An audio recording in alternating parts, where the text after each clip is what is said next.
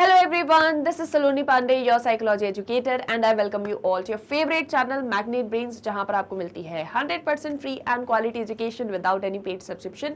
So students, आज के हमारे इस लेक्चर में हम करने जा रहे हैं आपकी class 12 psychology chapter number attitude and social cognition, chapter number 6 का complete chapter revision. So as you all know कि chapter number 6 that is attitude and social cognition हमने कर लिया है ऑलरेडी कंप्लीट, जहां पर हमने हर एक टॉपिक का डिटेल डिस्कशन, साथ ही साथ में एनसीईआरटी सॉल्यूशंस, ये सब कुछ कंप्लीट कर लिया है। अब बारी आ जाती है इसी के साथ में हमारे चैप्टर को रिवाइज करने की।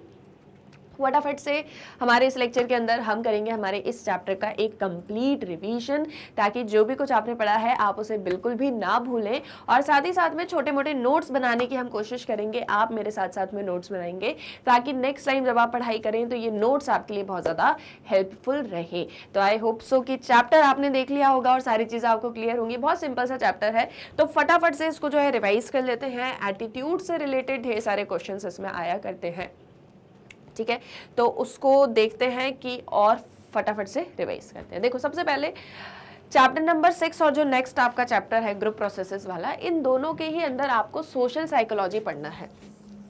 ठीक है, क्या पढ़ना है? Social psychology. Social psychology psychology की ही एक ब्रांच है जहां पर आप एक इंडिविजुअल के बिहेवियर को स्टडी करते हो जब वो सोसाइटी का पार्ट होता है, या जैसे हम हैं, जब हम लोगों के साथ में रहते हैं, उनसे मिलते हैं, उनकी बातों से इन्फ्लुएंस हो जाते हैं, तो तब हमारा बिहेवियर किस तरह का होता है। अक्सर जैसे आप किसी पर्टिकुलर तरह से बिहेव करते हो जब आप दूसरों के साथ में होते हो, जब आप दोस्तों के साथ में होते हो, जब आप अपने पेरेंट्स के साथ में होते हो, जब आप अपने टीचर्स के साथ में होते हो, तो आपका बिहेवियर कुछ अलग होता है। वहीं अगर जब आप अपनी पर्सनल लाइफ में हो जहां पर कोई भी आपके साथ में नहीं है, तो आपका बिहेवियर अलग होगा। सो दैट इज समथिंग कि कहीं ना कहीं हमारे थॉट्स, हमारी फीलिंग्स, हमारा बिहेवियर इन्फ्लुएंस्ड हो जाता है when we are a part of society, या जब हम सोसाइटी के साथ में होते हैं, लोगों के साथ में होते हैं। उस एक बिहेवियर को स्टडी किया जाता है सोशल साइकोलॉजी के अंदर। ठीक है, दैट मीन्स हमारा जो इन्वायरमेंट है दैट अफेक्ट्स अस, एंड जब इस एक तरीके से हम एक ह्यूमन साइकोलॉजी पढ़ने की कोशिश करते हैं या सोसाइटी के अंदर ह्यूमन को स्टडी करने की कोशिश करते हैं, that is what social psychology. अब देखो, all of us form attitudes or ways of thinking about specific topics and people, and we also form impressions about persons we meet and assign causes to their behavior। हम लोग अक्सर अपने behaviour को, अपने attitude को, अपने सोचने के तरीके को शेप करते हैं, फॉर्म करते हैं, और साथ ही साथ में जब हम लोगों से मिलते हैं तो हम उनको लेके एक इम्प्रेशन फॉर्म करते हैं, उनके बिहेवियर के पीछे कारण जानने की कोशिश करते हैं। जैसे मान लो कभी कोई पर्सन है, वो बहुत ही ज़्यादा गुस्से में हमेशा रहता है, उसको एंगर इश्यूज़ है, तो आप हमेशा जानने की कोशिश करोगे कि ये पर्सन इतना गुस्से में क्यों रहता है ना। जब भी हम किसी से मिलते हैं तो उसको देखकर हम उसको समझने की कोशिश करते हैं कि ये किस तरह का होगा, कैसा होगा। आपने सुना होगा, अक्सर लोग बोलते हैं कि हम तो एक ही बार में लोगों को पहचान लेते हैं। तो हम लोग अक्सर इंप्रेशंस फॉर्म करने की कोशिश करते हैं। हमारा अपना एटीट्यूड अपने किसी चीज़ को लेके, किसी टॉपिक को लेके, किसी ऑब्जेक्ट को लेके, किसी पर्सन को लेके हम लोग उसे फॉर्म करते हैं। तो all these things are happening with the presence of other people, है ना। इंप्रेशन अगर आप किसी का फॉर्म करोगे, दैट मीन्स कोई और पर्सन भी वहां पर प्रेजेंट है। एटीट्यूड आपका फॉर्म होगा, दैट मीन्स अगर अगेन कोई तो आपके आसपास है ना, आपके इन्वायरमेंट में इतनी सारी चीज़ें हैं। सो उससे रिलेट करके हम ये सारी चीज़ों को फॉर्म करते हैं। हमारा अपना बिहेवियर दूसरे इंडिविजुअल्स से, ग्रुप्स से अफेक्ट होता है। ठीक है, सो जैसे जस्ट टेक एन एग्जांपल कि आप कभी कोई स्टेज परफॉर्मेंस दे रहे हो और ऑडियंस आपके सामने बैठी है, तो आप इन्फ्लुएंस हो जाते हो, है ना। आप बहुत सोच समझ के, बिल्कुल ध्यान रखते हुए अपनी परफॉर्मेंस देते हो कि किसी भी तरह की कोई गलती ना हो जाए, क्योंकि you have a large audience in front of you. Is that clear? So कभी कभी कुछ कुछ सिचुएशंस में हम प्रो सोशल बिहेवियर दिखाने की भी कोशिश करते हैं। What is pro social behaviour? जहाँ पर आप किसी पर्सन को हेल्प करते हो और बदले में आप उससे कुछ भी एक्सपेक्ट नहीं करते हो कि मैंने इसकी आज हेल्प करी है तो कल ये मेरी हेल्प करेगा। No, you just do for a good cause, कि ठीक है, इसको हेल्प की ज़रूरत है तो मैं इसकी हेल्प कर देता हूँ, है ना। So that is a pro social behaviour. तो ये जितने भी हमारे सोशल बिहेवियर्स हैं जहाँ पर attitude formation, attitude formation, impression formation, impression formation, performance, है ना, परफॉर्मेंस, बिहेवियर, बिहेवियर, बिहेवियर में ही आपका आ गया प्रो सोशल बिहेवियर, ठीक है, प्रो सोशल बिहेवियर, सो एक्सेट्रा। ये सब क्या है, ये सब आपके सोशल बिहेवियर है, ये सब क्या है, आपके सोशल बिहेवियर है। और ये बहुत सारे सोशल बिहेवियर ऐसा देखने में तो हमको सिंपल दिखते हैं, लेकिन जब हम इनको एक्सप्लेन करेंगे तो हर एक बिहेवियर के पीछे कोई ना कोई एक रीज़न है, कुछ कॉम्प्लेक्स मैटर छिपा हुआ है जिसे हमें जानना है कि अगर एटीट्यूड फॉर्म हो रहा है तो कैसे फॉर्म हो रहा है, आप इंप्रेशन फॉर्म कर रहे हो तो कैसे कर रहे हो, आपकी परफॉर्मेंस किसी दूसरे की वजह से अफेक्ट हो रही है तो कैसे हो रही है ना। कभी कभी जब हम परफॉर्म करते हैं और हमारे साथ में आप ग्रुप परफॉर्मेंस देते हो तो अल्टीमेटली आपको पता होता है कि आपके साथ में 3-4 लोग और हैं जो परफॉर्म कर रहे हैं, और उनके एक सपोर्ट के साथ में आपका कॉन्फिडेंस लेवल भी बढ़ जाता है ना, आपकी परफॉर्मेंस भी इन्हांस हो जाती है। वहीं अगर आप अकेले हो तो थोड़े से आप कॉन्शियस हो जाते हो, है ना, एक्स्ट्रा कॉन्शियस हो जाते हो। दैट इज कि हर एक चीज के पीछे कुछ ना कुछ रीजन है। सोशल बिहेवियर की अगर हम बात करें, so this is a necessary part of human life, and हम सभी अक्सर much more than just being in the company of others, तो हम सब दूसरों की कंपनी में रहते हैं, हमारे अपने फ्रेंड्स होते हैं, रिलेटिव्स होते हैं, हर कोई होता है जिसके साथ हम हमेशा रहना चाहते हैं। कभी भी कोई भी पर्सन ऐसा नहीं होगा जो सोचेगा कि मैं अकेले रहना चाहता हूँ, मैं किसी को भी नहीं चाहता, कोई ना कोई तो होगा ही जिसे वो चाहता होगा कि वो उसके साथ में रहे, है ना। सो दैट इज कि हमारी हैबिट होती है, हम दूसरों के साथ में रहते हैं, and social behaviour is more than this as well. हमारा सोशल एनवायरनमेंट, हमारी सोसाइटी, हमारे सोचने का तरीका, हमारे बिहेवियर, हमारे इमोशंस, हर एक चीज़ को अफेक्ट करती है, हर एक चीज़ को इन्फ्लुएंस करती है। और जो सोशल साइकोलॉजिस्ट होते हैं वो इसी तरह की सारी चीज़ों को एक्सप्लेन करने की कोशिश करते हैं। जैसे मैंने अभी आपको एक एग्जांपल दिया कि मान लो आपको स्टेज परफॉर्मेंस देना, आपके सामने ऑडियंस बैठी है, तो आपके माइंड में उस टाइम पर क्या थॉट्स आ रहे होंगे, आपकी परफॉर्मेंस कैसे अफेक्ट होगी, कैसे इन्फ्लुएंस होगी, what are the reasons behind these, ये सब कुछ एक्सप्लेन करने की कोशिश कौन करते हैं, social psychologist. Here. Now, due to social influence, people form views और attitudes about people. अब यही सब social influence की वजह से हम लोग जो है views, attitudes, ये सब कुछ form करते हैं different issues को लेके, ठीक है। So there is one term impression formation. जब भी आप किसी से मिलते हो तो आप उसके पर्सनल क्वालिटीज़ को लेके इन्फ्रेंसेस बनाना स्टार्ट करते हो। जैसे फॉर एग्जांपल मान लो पहली बार आप किसी पर्सन से मिले अपनी क्लास में, वो कोई न्यू कमर था, उससे मिल के आपका एक परसेप्शन डेवलप हो गया, या आपने उसको लेके एक इम्प्रेशन फॉर्म कर दिया कि वो बहुत ही स्वीट नेचर का है और बहुत ही पोलाइट है और हमेशा मतलब एक हेल्पिंग हैंड उसका आगे ही रहता है। तो पहली बार आप उससे मिले लेकिन इतनी चीज़ें आपने उसके बारे में जान ली। हो सकता है वो चीज़ें सच ना भी हो, but that is our habit कि हम हमेशा एक इंप्रेशन फॉर्मेशन करने की कोशिश करते हैं। नाउ हम लोग कोई बिहेवियर के पीछे कारण बताने की भी कोशिश करते हैं, जिसे एट्रीब्यूशन कहा जाता है।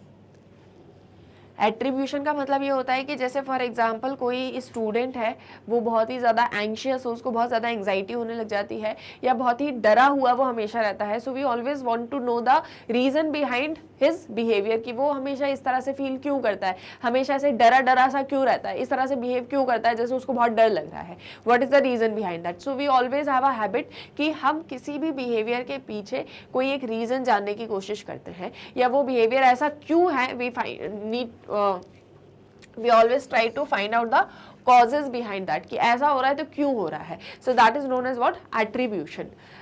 इम्प्रेशन फॉर्मेशन, एट्रीब्यूशन और एटीट्यूड, ये तीनों प्रोसेसेस को कलेक्टिवली सोशल कॉग्निशन कहा जाता है, ठीक है। इन तीनों प्रोसेसेस को क्या बोलते हैं, social cognition. So one you have impression formation, second you have attribution and the third one is attitude. इन तीनों को मिला दोगे तो क्या बन जाएगा, social cognition. Is that clear? So social cognition क्या है? It is activated by cognitive units called schemas। हमारे माइंड में कुछ schemas चलते रहते हैं, that we all know, mind maps जिसे बोलते हैं। तो schemas के थ्रू ये social cognitions हमारे अंदर डेवलप होते हैं। कॉग्निटिव प्रोसेसेस को आप डायरेक्टली नहीं समझ सकते हो, ये बिहेवियर के थ्रू ही शो होंगे। जैसे फॉर एग्जांपल मान लो अभी मैं आपको पढ़ा रही हूँ, पढ़ाते पढ़ाते मेरे दिमाग में कोई बात चल रही है, आपको पता चलेगा क्या, नहीं पता चलेगा। मेरे अंदर ही अंदर अगर कोई चीज़ रख लूँगी तो आपको पता नहीं चलेगा, लेकिन अगर पढ़ाते पढ़ाते मैं एकदम से रुक जाऊँ या कुछ सोचने लग जाऊँ तो आपको ऐसा लगेगा कि लगता है मैम के माइंड में कुछ थॉट चल रहा है, कुछ तो भी वो सोच रही हैं, इसीलिए उनका ऐसा बिहेवियर हो रहा है। सो बहुत सी चीज़ें हमारे बिहेवियर में रिफ्लेक्ट हो जाती हैं और इसीलिए हमको ऐसा लगता है कि ये पर्सन इस तरह का सोच रहा होगा। जैसे for example, just take an example कि मान लो मैं आप लोग कैसे पढ़ा रही हूँ और पढ़ाते पढ़ाते एकदम से मैं यहाँ पर आके स्टॉप हो जाती हूँ या ऐसे बोर्ड को देखने लग जाती हूँ। तो आप में से शायद कुछ लोग बोलेंगे कि शायद मैम जो पढ़ा रही थी वो शायद उनसे मिस हो गया है या वो भूल गई है कि वो क्या चीज़ बोलने वाली थी। आप में से कुछ सोचेंगे कि लगता है मैम थोड़ा सा जो है डिस्ट्रैक्ट हो गई है, उनके माइंड में कोई चीज़ चल रही थी, बैक ऑफ द माइंड वो कुछ सोच रही थी, किसी तरह का कोई टेंशन होगा या कुछ भी होगा, इसकी वजह से वो ऐसे हो गई हैं। आप में से कुछ लोग सोच रहे होंगे कि इंटरनेट बफरिंग कर रहा है। तो अक्सर क्या होता है कि हम कॉजेज जानने की कोशिश करते हैं बिहेवियर के पीछे, दैट इज एट्रीब्यूशन। और साथ ही साथ में मेरे माइंड में क्या चल रहा है, मैं क्या चीज़ सोच रही हूँ, वो आपको नहीं पता। कॉग्निशन प्रोसेस जो है उसको डायरेक्टली नहीं देखा जा सकता ना, आप थोड़ी ना आगे देखोगे कि मेरे माइंड में क्या चल रहा है। It is inferred on the basis of externally shown behaviour. तो जो भी बिहेवियर मेरा आपको दिखेगा ना, आप उसके बेसिस पर अंदाजा लगाने की कोशिश करोगे। इन्फर्ड, आप अंदाजा लगाने की कोशिश करोगे, आप ट्रू रियलिटी तो जान ही नहीं पाओगे कि ऐसा बिहेवियर क्यों हमको देखने को मिला। बहुत सारे एग्जांपल्स हैं इसके, जैसे 2 एग्जाम्पल हैं यहाँ पर। Social facilitation, that is improvement और decline in the performance of in the presence of others. तो सोशल फैसिलिटेशन का मतलब ये होता है कि जब दूसरे प्रेजेंट होते हैं, जैसे आप कभी स्टेज परफॉर्मेंस देने गए होंगे और स्टेज परफॉर्मेंस देते ही आपको अपना नाम पूरे हॉल में सुनाई दे रहा होगा, सब आपको चीयर कर रहे होंगे, तो आपका कॉन्फिडेंस बढ़ जाएगा, है ना, और आपकी परफॉर्मेंस 2 गुना और ज़्यादा अच्छी हो जाएगी। तो that is known as what, social facilitation, कि जब आसपास आपके लोग होते हैं, in the presence of others, आपकी अपनी परफॉर्मेंस इंप्रूव हो रही है, दैट इज सोशल फैसिलिटेशन। दूसरा होता है प्रो सोशल बिहेवियर, और प्रो सोशल बिहेवियर क्या होता है वो मैंने आपको बता दिया है ना, कि you are just going to help other people and without expecting anything. Now the social psychologist suggest that one must go beyond common sense and folk wisdom to explain how people observe and understand their own and others' behavior. Social psychologist का कहना यह है कि एक जो normal common sense होता है कि कोई पर्सन ऐसा कर रहा होगा तो इसके पीछे ये कारण होगा। जैसे अभी मैंने आपसे कहा कि मान लो पढ़ाते पढ़ाते मैं एकदम से रुक जाऊँ या बोर्ड की तरफ देखने लग जाऊँ, तो आप एक नॉर्मल जो आप लोग का सबका कॉमन सेंस कहेगा वो ये होगा कि शायद मैम कुछ याद करने की कोशिश कर रही है, या शायद जो मैम पढ़ा रही थी वो शायद वो भूल गई है ना। तो सोशल साइकोलॉजिस्ट ये कहते हैं कि बिहेवियर के पीछे अगर आप कारण जानने की कोशिश कर रहे हो या किसी के बिहेवियर को आप ऑब्जर्व और समझने की कोशिश कर रहे हो, तो वहाँ पर आपको कॉमन सेंस, फोक विजडम, इन चीज़ों से थोड़ा आगे बढ़ना होगा, थोड़ा और ब्रॉड सेंस में आपको चीज़ों को समझना होगा, थोड़ा और ब्रॉडर पर्सपेक्टिव आपको रखना होगा, ठीक है। So that is what your social behaviour. Social behaviour को एक्सप्लेन करने के लिए साइंटिफिक मेथड्स हैं, सिस्टमेटिक ऑब्जेक्टिव ऑब्जर्वेशंस हैं, और इन सब को समझने जो है वो बहुत ज़्यादा ज़रूरी है। Social cognitive processes, social influences, ये सब बहुत ज़्यादा इंपॉर्टेंट होते हैं। तो सिस्टमेटिक और ऑब्जेक्टिव ऑब्जर्वेशंस के थ्रू, साइंटिफिक मेथड्स के थ्रू आप एक लॉजिकल कॉज ढूंढ सकते हो किसी भी सोशल बिहेवियर के पीछे, कि कोई पर्सन इस तरह से बिहेव क्यों कर रहा है। तो अगर आप उसको बहुत ही अच्छे से ऑब्जर्व कर रहे हो, सिस्टमेटिकली ऑब्जर्व कर रहे हो, ऑब्जेक्टिवली ऑब्जर्व कर रहे हो, उसमें आप अपना पर्सनल व्यू पॉइंट नहीं डाल रहे हो, एंड जो पर्सन जिस तरह से भी बिहेव कर रहा है उसको आपने बहुत कीनली ऑब्जर्व किया है, साइंटिफिक मेथड्स उसमें यूज किए हैं, तो कहीं ना कहीं आप उसके बिहेवियर के पीछे एक लॉजिकल कॉज ढूंढ पाओगे। अदरवाइज आप कॉमन सेंस पर ही रह जाओगे, and psychology is more than common sense, है ना। सो ये चीज यहाँ पर बोली जा रही है। तो यहाँ से अब social behaviour, pro social behaviour, ये सब कुछ हमने डिस्कस कर लिया। So there is one of the major theme of our chapter, that is attitude. और यहाँ पर पूरा जो हमको पढ़ना है वो है एटीट्यूड। हमको इंप्रेशन फॉर्मेशन और आपका प्रो सोशल बिहेवियर, इसमें बहुत ज़्यादा डिटेल में नहीं जाना है, बस इतना ही जानना है। The only one concept that we need to discuss here is attitude. ना ही एट्रीब्यूशन बहुत ज़्यादा डिटेल में हम जाएंगे, एटीट्यूड हमको बहुत अच्छे से समझना है। देखो चैप्टर है ही attitude and social cognition, so we are here only and only focused upon attitude. Clear. अब एटीट्यूड क्या है, देखो इसका एक इक्वेशन मैंने तुम लोगों को समझाया हुआ है, ठीक है। आई होप सो तुम लोगों को ये पता होगा। देखो एटीट्यूड एक स्टेट ऑफ माइंड है। जनरली जब हमारे मन में एटीट्यूड मतलब वर्ड आता है तो हमको ऐसा लगता है कोई ऐसा पर्सन जो बहुत ही घमंडी है, जो अपने ही आपको सुप्रीम मानता है, जो अपने से आगे किसी और के बारे में सोचता ही नहीं है, बहुत ईगोइस्टिक है। But these are two different terms. Ego is a different term,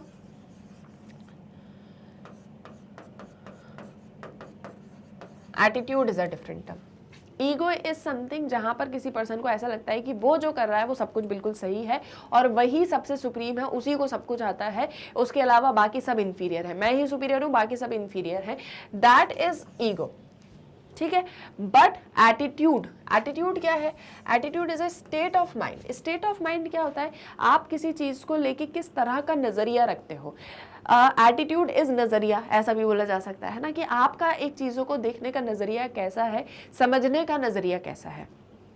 कोई पर्सन शायद रोड पर बेगर्स को देखकर उसका एटीट्यूड बड़ा ही नेगेटिव होगा कि ये लोग ऐसे ही यहाँ वहाँ घूमते रहते हैं, है ना, और इन्हें कोई काम वाम तो है नहीं, बस यूं ही यहाँ वहाँ पर घूमते रहते हैं, लोगों को परेशान करते रहते हैं, इन्हें जाकर कहीं पर कोई जॉब करनी चाहिए।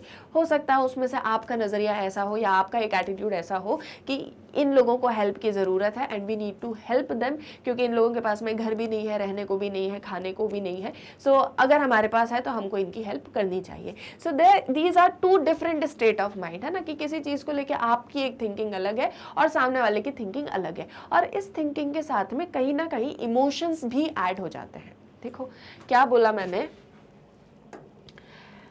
Attitude is a state of mind. State of mind की किसी पर्टिकुलर चीज को लेके आपका एक थॉट प्रोसेस किस तरह का है। ठीक है, कि आपने जैसे फॉर एग्जांपल बेगर थे रोड साइड में, तो आपने उनको देख के क्या सोचा।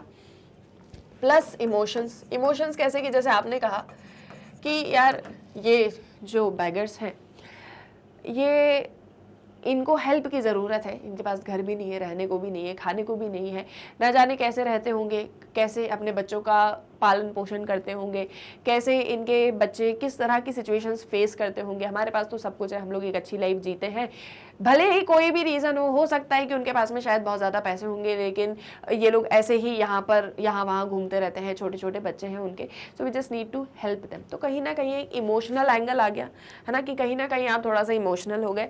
थॉट आपका था कि हमको हेल्प करनी चाहिए, तो आपने क्या किया, आपने आपके पास में जो भी था, जैसे सपोज आपके पास में कुछ फूड आइटम्स रखे थे, तो आपने वो उनको दे दिए, सो वो आपके बिहेवियर में भी रिफ्लेक्ट हो गया। So thought is a part of cognition. ठीक है, थॉट जो है वो कॉग्निशन का ही पार्ट है ना। And when we are talking about emotions, that means आप अफेक्ट हो रहे हो उस एक चीज से, कहीं ना कहीं वो चीज आपको फील हो रही है, you are getting affected, is that clear. So मैं इसको अफेक्टिव लिख सकती हूँ and behaviour is behaviour. So affective का ए लिया, बिहेवियर का बी लिया, कॉग्निटिव का सी लिया, एंड इस तरह से एटीट्यूड एक ABC कंपोनेंट बन गया। इस तरह से एटीट्यूड एक ABC कंपोनेंट बन गया। आपको समझ में आया कैसे बना, है ना। ये मैं पढ़ा चुकी हूँ पहले, ये इक्वेशन में पहले आप लोगों को समझा चुकी हूँ। ये इक्वेशन आप रफली अपने पास में कहीं लिख के रखना, लेकिन this will help you a lot in your examination, जहाँ पर अगर आपको कोई चीज़ याद नहीं आएगी तो ये एक बेगर का एग्जाम्पल ही लेके कहीं ना कहीं आप इस एक चीज़ को कंप्लीट कर लोगे। Is that clear. ये ABC कंपोनेंट एक्सप्लेन करने के लिए बहुत बार आ जाता है एग्जाम में। ठीक है, तो इसको ध्यान रखना कि ये ABC कंपोनेंट कैसे बना। तो एटीट्यूड एक स्टेट ऑफ माइंड है, सेट ऑफ थॉट्स है रिगार्डिंग सम टॉपिक, किसी भी चीज को लेके, जिस भी चीज को लेके होता है उसे आप एटीट्यूड ऑब्जेक्ट बोलते हो। जैसे यहाँ पर अगर हम बैगर को लेके बात कर रहे थे तो वो बैगर यहाँ पर एटीट्यूड ऑब्जेक्ट है। नाउ इसके इवैल्यूएटिव फीचर्स होते हैं। इवैल्यूएटिव फीचर्स कैसे होते हैं कि आपका एटीट्यूड पॉजिटिव भी हो सकता है, नेगेटिव भी हो सकता है, न्यूट्रल भी हो सकता है। जो पर्सन ये बोल रहा है कि बैगर्स तो ऐसे ही लोग होते हैं, बेमतलब में लोगों को उनका टाइम खराब करते हैं, बार बार उनके पास में आ जाते हैं, बहुत ही अनटाइडी तरीके से रहते हैं, मुझे तो इन लोग के पास में बिल्कुल भी जाने का मन नहीं होता है, तो दैट मीन्स आपका नेगेटिव एटीट्यूड है। जो पर्सन बोल रहा है उनकी हेल्प करनी चाहिए, उसका पॉजिटिव एटीट्यूड है। एक पर्सन बोल रहा है कि मुझे इनसे कोई फर्क ही नहीं पड़ता, ये जो करना है उन्हें करे, मेरे पास में ना आए, मुझसे दूर रहे, बाकी ये लोग अच्छे हैं बुरे हैं, मेरा इसमें कोई कहना नहीं है, तो दैट मीन्स कि उसका न्यूट्रल एटीट्यूड है ना। तो एटीट्यूड पॉजिटिव, नेगेटिव, न्यूट्रल हो सकता है। इसमें एक इमोशनल कंपोनेंट होता है। Tendency to act in a particular way with regard to the attitude object, मतलब आपको उस तरह से जैसा भी आप सोचते हो तो उसी तरीके से आप बिहेव, मतलब आपके इमोशंस भी सेट हो जाएंगे। जैसे अगर आपने बोला कि इनकी हेल्प करनी चाहिए तो आपके इमोशंस भी वैसे हो जाएंगे। आपने कहा हेल्प नहीं करनी चाहिए तो आपके इमोशंस उनको लेके भी थोड़े नेगेटिव वे में हो जाएंगे। तो दैट मीन्स कि एक एटीट्यूड ऑब्जेक्ट को लेके किस तरह से आप एक्ट करते हो। तो इन our views are not merely thoughts but also have emotional and action components, then these views are the examples of attitude। तो अगर किसी भी चीज़ को लेके ना केवल एक थॉट लेकिन उससे रिलेटेड इमोशंस भी हैं तो उसे आप एटीट्यूड बोल सकते हो। कंपोनेंट वही थॉट कंपोनेंट जिसे कॉग्निटिव एस्पेक्ट बोलते हैं, इमोशनल कंपोनेंट जिसे अफेक्टिव एस्पेक्ट बोलते हैं, एंड बिहेवियरल कंपोनेंट जिसे कॉग्निटिव एस्पेक्ट भी बोलते हैं, लेकिन हम इसका बी ही लेंगे। तो इन तीनों एस्पेक्ट्स को मिला के जो है हमारा एबीसी कंपोनेंट बन जाता है, that is affective, behavioural and cognitive components of attitude. Is that clear? आया समझ में? ठीक है। लाइक फॉर एग्जाम्पल, मान लो कि a group of people in your neighbourhood start a tree plantation campaign as a part of green environment movement. मान लो आपके पड़ोस में कुछ लोग रहते हैं जिन्होंने एक ग्रीन एनवायरनमेंट मूवमेंट चलाना स्टार्ट कर दिया कि अब से जो है हम लोग ट्री प्लांटेशन स्टार्ट करेंगे, हम लोग जो ट्री प्लांटेशन हम लोग स्टार्ट करेंगे। मैं टी प्लांटेशन बोल रही थी, तो ट्रीज वगैरह जो है हम लोग प्लांट करेंगे। और based on sufficient information about the environment your view towards green environment is positive.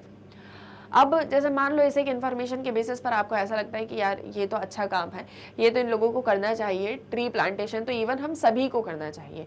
तो दैट मीन्स कि थॉट कंपोनेंट आपका कैसा हो गया, कॉग्निटिव एस्पेक्ट आपका कैसा हो गया, पॉजिटिव। कि आप पॉजिटिव सोचते हो कि हाँ यार ग्रीन एनवायरनमेंट तो होना ही चाहिए। Along with evaluative aspect you feel very happy when you see greenery. Evaluative या इमोशनल कैसे हो गया कि जब भी आप ग्रीनरी देखते हो तो आपको बहुत खुशी होती है, आपको बहुत अच्छा फील होता है कि अरे वाह आसपास कितनी ज़्यादा ग्रीनरी है, कितना अच्छा इन्वायरमेंट है। और वहीं अगर आप पोल्यूशन वगैरह देखते हो तो आपको बिल्कुल पसंद नहीं आता। तो दैट मीन्स इमोशंस भी आपकी ग्रीनरी से रिलेटेड हो गए। जब भी कोई ट्रीज को कट करता है तो आपको बुरा लगता है, गुस्सा भी आता है। तो that is that emotional component और द ए कंपोनेंट। अब मान लो एक्टिवली आपने भी उस ट्री प्लांटेशन में हेल्प किया और आपने कहा कि मैं भी ट्रीज प्लांट करने आपके साथ में चलूंगा, तो दैट मीन्स वो आपके बिहेवियर में भी आ गया, तो वो आपका बिहेवियरल और बी कंपोनेंट हो गया। तो इस तरह से ए बी सी कंपोनेंट हो गए। समझ में आया? फिर से बताऊं एक बार या क्लियर है? देखो जैसे ए बी सी कंपोनेंट की हम बात कर रहे हैं, तो आपके पड़ोसियों ने बोला कि अब से जो है हम लोग ट्री प्लांटेशन कैंपेन स्टार्ट करेंगे ताकि ग्रीनरी बनी रहे। आपका भी थॉट सेम ही था, आपने कहा बिल्कुल ट्रीज तो प्लांट होने ही चाहिए, है ना। तो ट्रीज प्लांटेशन कैंपेन जो है उन्होंने स्टार्ट कर दिया। अब अगर अफेक्टिव की हम बात करें तो आपको भी इस एक चीज से बहुत ही अच्छा फील होता है ना। आपको ऐसा लगता है बिल्कुल ट्रीज वगैरह तो प्लांट होने ही चाहिए, और जब भी कोई ट्रीज वगैरह को कट कर देता है तो आपको बुरा लगता है। तो आपने कहा कि मैं भी इस ट्री प्लांटेशन में आपकी हेल्प करूंगा और मैं भी आपके साथ में कैंपेन में पार्टिसिपेट करूंगा। तो आपने सोचा कि ये होना चाहिए, दैट इज थॉट कंपोनेंट। आपको बुरा लगता है जब ट्रीज कट होते हैं और अच्छा लगता है जब ग्रीनरी दिखती है, तो दैट इज इमोशनल कंपोनेंट। और आपने भी उसमें हेल्प करी, दैट इज बिहेवियरल कंपोनेंट। तो इस तरह से हो गया ना आपका ए बी सी कंपोनेंट। हुआ कि नहीं? बिल्कुल। So that is the nature and components of attitude. इस पर क्वेश्चन वगैरह अगर आएगा तो आप इसको एक्सप्लेन कर दोगे, है ना। तो ये तीनों कंपोनेंट्स कंसिस्टेंट होने चाहिए, आपस में सेम डायरेक्शन में होना चाहिए। ऐसा नहीं होना चाहिए कि मान लो आप बोल रहे हो कि हाँ ट्री प्लांटेशन तो होना चाहिए, लेकिन कोई ट्रीज कट करता है तो आप उसको कुछ बोलते ही नहीं हो। तो दैट मीन्स कि यहाँ पर आपका एटीट्यूड सही नहीं है। अभी हम देखेंगे कि एटीट्यूड फॉर्म और एटीट्यूड चेंज कैसे होता है। तो जैसे मान लो कोई पर्सन है, वो बोलता है कि हाँ हाँ ट्री प्लांटेशन तो होना चाहिए, लेकिन कहीं पर ट्रीज कट होते हैं तो जाके उनको रोकता नहीं है और न्यूट्रल एटीट्यूड रखता है। तो मतलब यहाँ पर तो आपका एटीट्यूड पॉजिटिव था, यहाँ पर आपका एटीट्यूड न्यूट्रल हो गया और आपने उस चीज में पार्टिसिपेट भी नहीं किया। इवन वो आपसे बोलने भी आए कि ट्री प्लांटेशन में हमारे साथ में चलो, तो आपने बोला नहीं नहीं मुझे तो बहुत काम है स्कूल का, तो मैं तो नहीं जाऊंगा। तो यहाँ पर एटीट्यूड आपका अलग अलग हो रहा है ना। तो दैट मीन्स कि आपके एटीट्यूड में कॉन्सोनेंस नहीं है, आपके एटीट्यूड में कॉन्सोनेंस नहीं है, डिसोनेंस हो चुका है। तो हमको इन तीनों को सेम करना होगा, है ना। कि अगर ये पॉजिटिव है तो इन दोनों को भी पॉजिटिव रहना पड़ेगा, अगर एक नेगेटिव है तो बाकी दोनों को भी नेगेटिव रहना पड़ेगा, तभी तो आपका एटीट्यूड प्रॉपर होगा। वरना तो ऐसा हो जाएगा ना कि आप बोलते कुछ हो, सोचते कुछ हो, करते कुछ हो। क्लियर? तो वो एक चीज यहाँ पर होनी चाहिए, तीनों कंपोनेंट्स को कैसा होना चाहिए, कंसिस्टेंट होना चाहिए। Next you have is some of the features of attitude. अब देखो, सबसे पहले एटीट्यूड क्या करेगा, आपको एक बैकग्राउंड प्रोवाइड कर देगा। अगर आपने किसी पर्सन के एटीट्यूड को समझ लिया है तो वो पर्सन किसी पर्टिकुलर सिचुएशन के अंदर या कोई नई सिचुएशन के अंदर किस तरह से बिहेव करेगा आपको ये पता चल जाएगा। दूसरी चीज, in addition to the attentive, cognitive and behavioral components, attitude also have other properties। जैसे कौन कौन सी प्रॉपर्टीज होती है, मतलब एक तो कि एटीट्यूड अटेंटिव है, कॉग्निटिव है, बिहेवियरल है, मतलब अटेंटिव नहीं, यहाँ पर अफेक्टिव होना चाहिए कि अफेक्टिव, कॉग्निटिव और बिहेवियरल, यानी एबीसी कंपोनेंट के अलावा, एबीसी के अलावा 4 कंपोनेंट्स और होते हैं बिहेवियर एटीट्यूड के। कौन कौन से, देखो एटीट्यूड के अंदर होती है आपकी वैलेंसी या वैलेंस, इसको बोल सकते हैं। वैलेंस का मतलब होता है पॉजिटिविटी या नेगेटिव, या तो आपका एटीट्यूड पॉजिटिव होगा या तो आपका एटीट्यूड नेगेटिव होगा, या तो आप किसी चीज को लेके पॉजिटिव सोचते होगे, थोड़ा पॉजिटिव सोचते होगे, न्यूट्रल रहते होगे, या नेगेटिव सोचते होगे, या बहुत ज्यादा नेगेटिव सोचते होगे, है ना। तो इस तरह से एक रेटिंग स्केल रखी है जहां पर 5 पॉइंट की स्केल पर हम बताते हैं कि एटीट्यूड पॉजिटिव है, नेगेटिव है या न्यूट्रल है। दूसरा होता है एक्सट्रीमनेस। एक्सट्रीमनेस का मतलब ये है कि एटीट्यूड कितना ज्यादा पॉजिटिव है या कितना ज्यादा नेगेटिव है। जैसे फॉर एग्जांपल मान लो, अगर एक इंडिविजुअल न्यूक्लियर रिसर्च को रेट करता है 1 to 5 की स्केल पर, तो अगर वो उसको 1 या 5 रेटिंग देता है तो उसको एक्सट्रीम बोलेंगे। जैसे मान लो आपके पास ऑप्शंस है very bad, bad, neutral, good या वेरी गुड। ठीक है, अब अगर आपको बोला जाए कि आपको अपने स्कूल को रेटिंग देनी है इनमें से किसी एक में, अगर आप इसमें रेटिंग देते हो 5, तो मतलब आपको बहुत ही ज्यादा पसंद है आपके स्कूल का एनवायरनमेंट या सारी चीजें। अगर आप रेटिंग देते हो वेरी बैड यानी 1, तो दैट मीन्स कि बहुत ही ज्यादा आपको बुरा लगता है। अगर आप देते हो गुड, तो दैट मीन्स कि ना बुरा है ना बहुत ही ज्यादा अच्छा है, लेकिन अच्छा है ना। तो दैट मीन्स कि एक्सट्रीमनेस कितनी ज्यादा जा रही है एटीट्यूड की। कोई एटीट्यूड बहुत ही ज्यादा पॉजिटिव हो सकता है, कोई एटीट्यूड बहुत ही ज्यादा नेगेटिव भी हो सकता है। तो दैट इज द एक्सट्रीमनेस। तो सेकंड होता है एक्सट्रीमनेस। थर्ड होता है सिंप्लिसिटी या कॉम्प्लेक्सिटी या मल्टीप्लिसिटी। एक तो एटीट्यूड वो होता है जो सिंपल सिंपल सारी चीजें समझ में आ जाती हैं। जैसे फॉर एग्जाम्पल कोई पर्सन किसी को लेके एक एटीट्यूड रखता है तो वो बहुत ही सिंपल सा है कि ठीक है, इस मतलब बैगर्स की हेल्प करनी चाहिए, तो that is a simple attitude. Beggars की हेल्प करनी चाहिए, लेकिन साथ ही साथ में आपको देखना चाहिए कि कौन सा बैगर है जो काम कर सकता है लेकिन अपने आलस की वजह से नहीं कर पा रहा है, और साथ ही साथ में उनके लिए गवर्नमेंट क्या वर्क कर रही है, लेकिन उसी के साथ साथ में उनमें से कितने लोग हैं जो सिर्फ और सिर्फ यूं ही मतलब बैगिंग का काम करते हैं या भीख मांगने का काम करते हैं, जो एक बहुत ही अच्छे बैकग्राउंड से आते हैं। तो दैट मीन्स आप 4-6 चीज़ें जोड़ जाड़ के और फिर बहुत सारी चीज़ें सोच रहे हो, या किसी एक चीज़ को लेके बहुत सारे थॉट्स आपके मन में हैं, तो that is a complex attitude, जिसे समझना थोड़ा सा मुश्किल हो जाता है ना। तो एक एग्जाम्पल दे रही हूँ कि आप जो है एटीट्यूड जो है वो एक सिंपल भी हो सकता है, कॉम्प्लेक्स भी हो सकता है, मल्टीपल भी हो सकता है।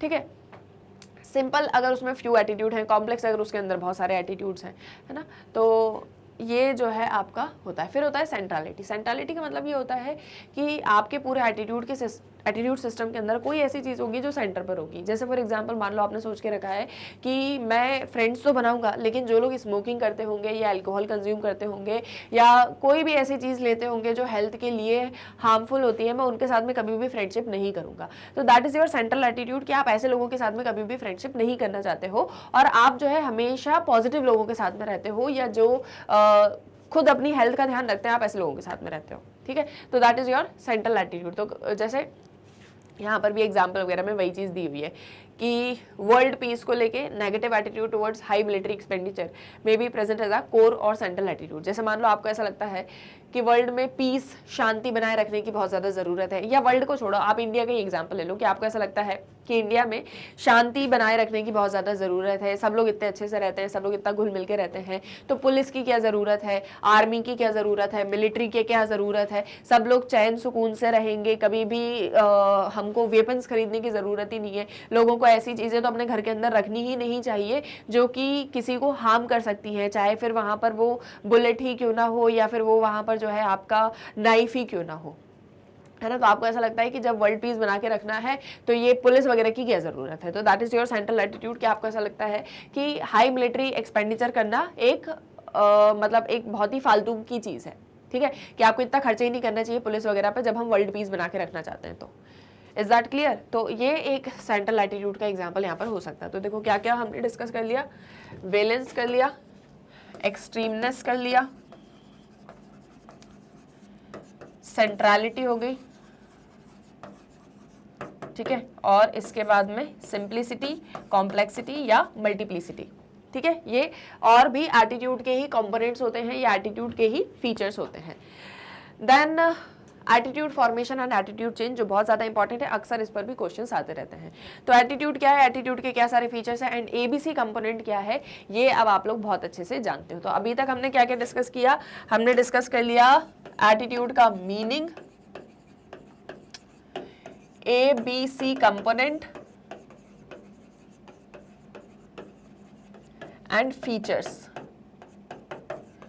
ये तीन चीजें हम अब तक डिस्कस कर चुके हैं। आई होप सो तीनों में आपको कोई डाउट नहीं है। आगे बढ़ते हैं, आगे आते हैं, दो और हमारे बहुत ही इंपॉर्टेंट टॉपिक हैं, एक है एटीट्यूड फॉर्मेशन और एक है एटीट्यूड चेंज, ठीक है।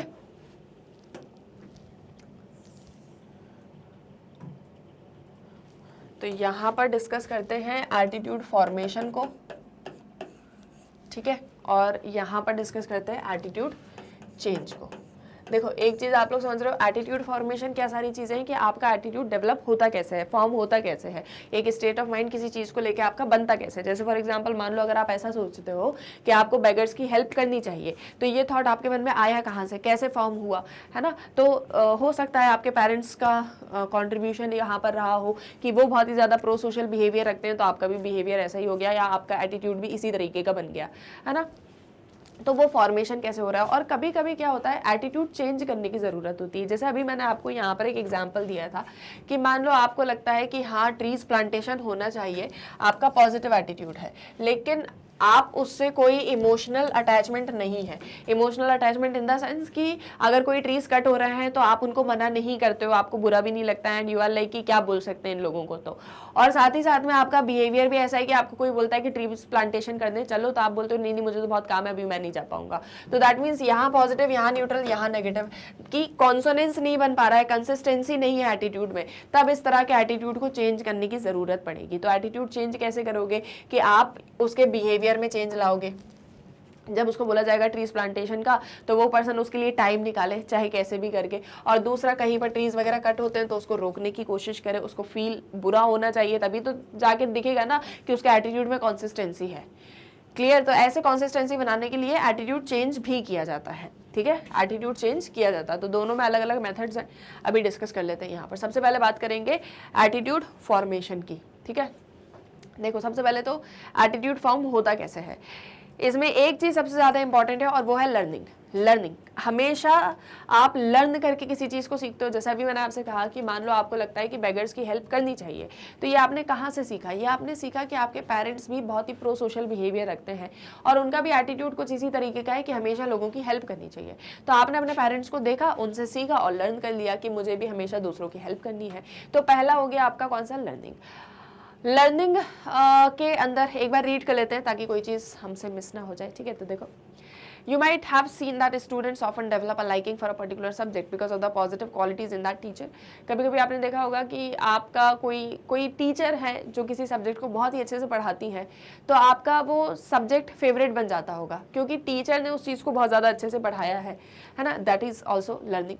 ये जो पॉजिटिव क्वालिटीज़ होती हैं सब्जेक्ट के साथ में जो लिंक्ड अप हो जाती है कि शी और he teaches and ultimately gets expressed in the form of liking for the subject. तो एक पॉजिटिव एटीट्यूड अगर आप सब्जेक्ट को लेके रखोगे और उसमें टीचर स्टूडेंट का पॉजिटिव एसोसिएशन होगा कि जैसे मान लो ये टीचर है, ये स्टूडेंट है और ये वो सब्जेक्ट है। मान लो टीचर साइकोलॉजी बहुत अच्छे से पढ़ाती है, तो स्टूडेंट को साइकोलॉजी सब्जेक्ट पसंद आने लग गया, और इसको पसंद आने का रीज़न ये है कि टीचर ने स्टूडेंट को बहुत अच्छे से हर एक चीज़ को एक्सप्लेन करा। तो जब टीचर और स्टूडेंट का एसोसिएशन स्ट्रांग हुआ या पॉजिटिव रहा, तो अल्टीमेटली स्टूडेंट की जो लाइकिंग है सब्जेक्ट को लेके वो डेवलप हो गई। क्लियर। तो ये आपका जो है लर्निंग के थ्रू ये सारी चीज़ें होती हैं। नेक्स्ट है आपका लर्निंग एटीट्यूड्स बाय रिवॉर्डेड और पनिश्ड। अब आप एटीट्यूड को लर्न कर सकते हो रिवॉर्ड और पनिशमेंट के भी थ्रू। रिवॉर्ड पनिशमेंट आप लोग जानते हो, रीइंफोर्समेंट। जैसे मान लो कोई टीनेजर है, उसको आपको योगा करना सिखाना है डेली, है ना। तो if a teenager does yoga asanas regularly and gets the honor of being Miss Good Health in her school, she may develop a positive attitude towards yoga and health in general. जैसे मान लो कोई योगा करता है, कोई भी student है या कोई भी टीनेजर है, वो रेगुलरली योगा करती है, उसको स्कूल से मिस गुड हेल्थ का एक ओनर मिल जाए या एक अवार्ड मिल जाए, एक रिवॉर्ड मिल जाए, तो अल्टीमेटली क्या होगा कि उसका एक पॉजिटिव एटीट्यूड डेवलप होगा योगा को लेके कि योगा सबको करना चाहिए क्योंकि उसकी वजह से मेरी हेल्थ बहुत अच्छी रही है, तो मुझे मिस गुड हेल्थ का टाइटल मिला है। तो वो दूसरों को भी उस एक चीज़ को करने के बारे में बोलेगी।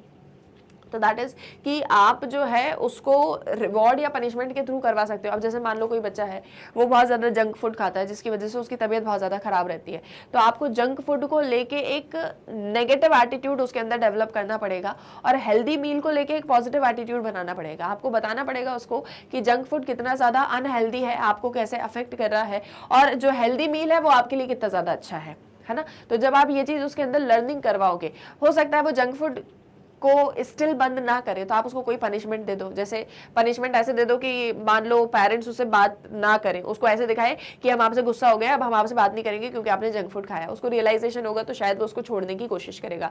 2-4 बार घर पे डांट पड़ेगी तो शायद उसको छोड़ने की कोशिश करेगा, है ना। तो दैट इज रिवॉर्ड और पनिशमेंट के थ्रू भी लर्निंग की जा सकती है।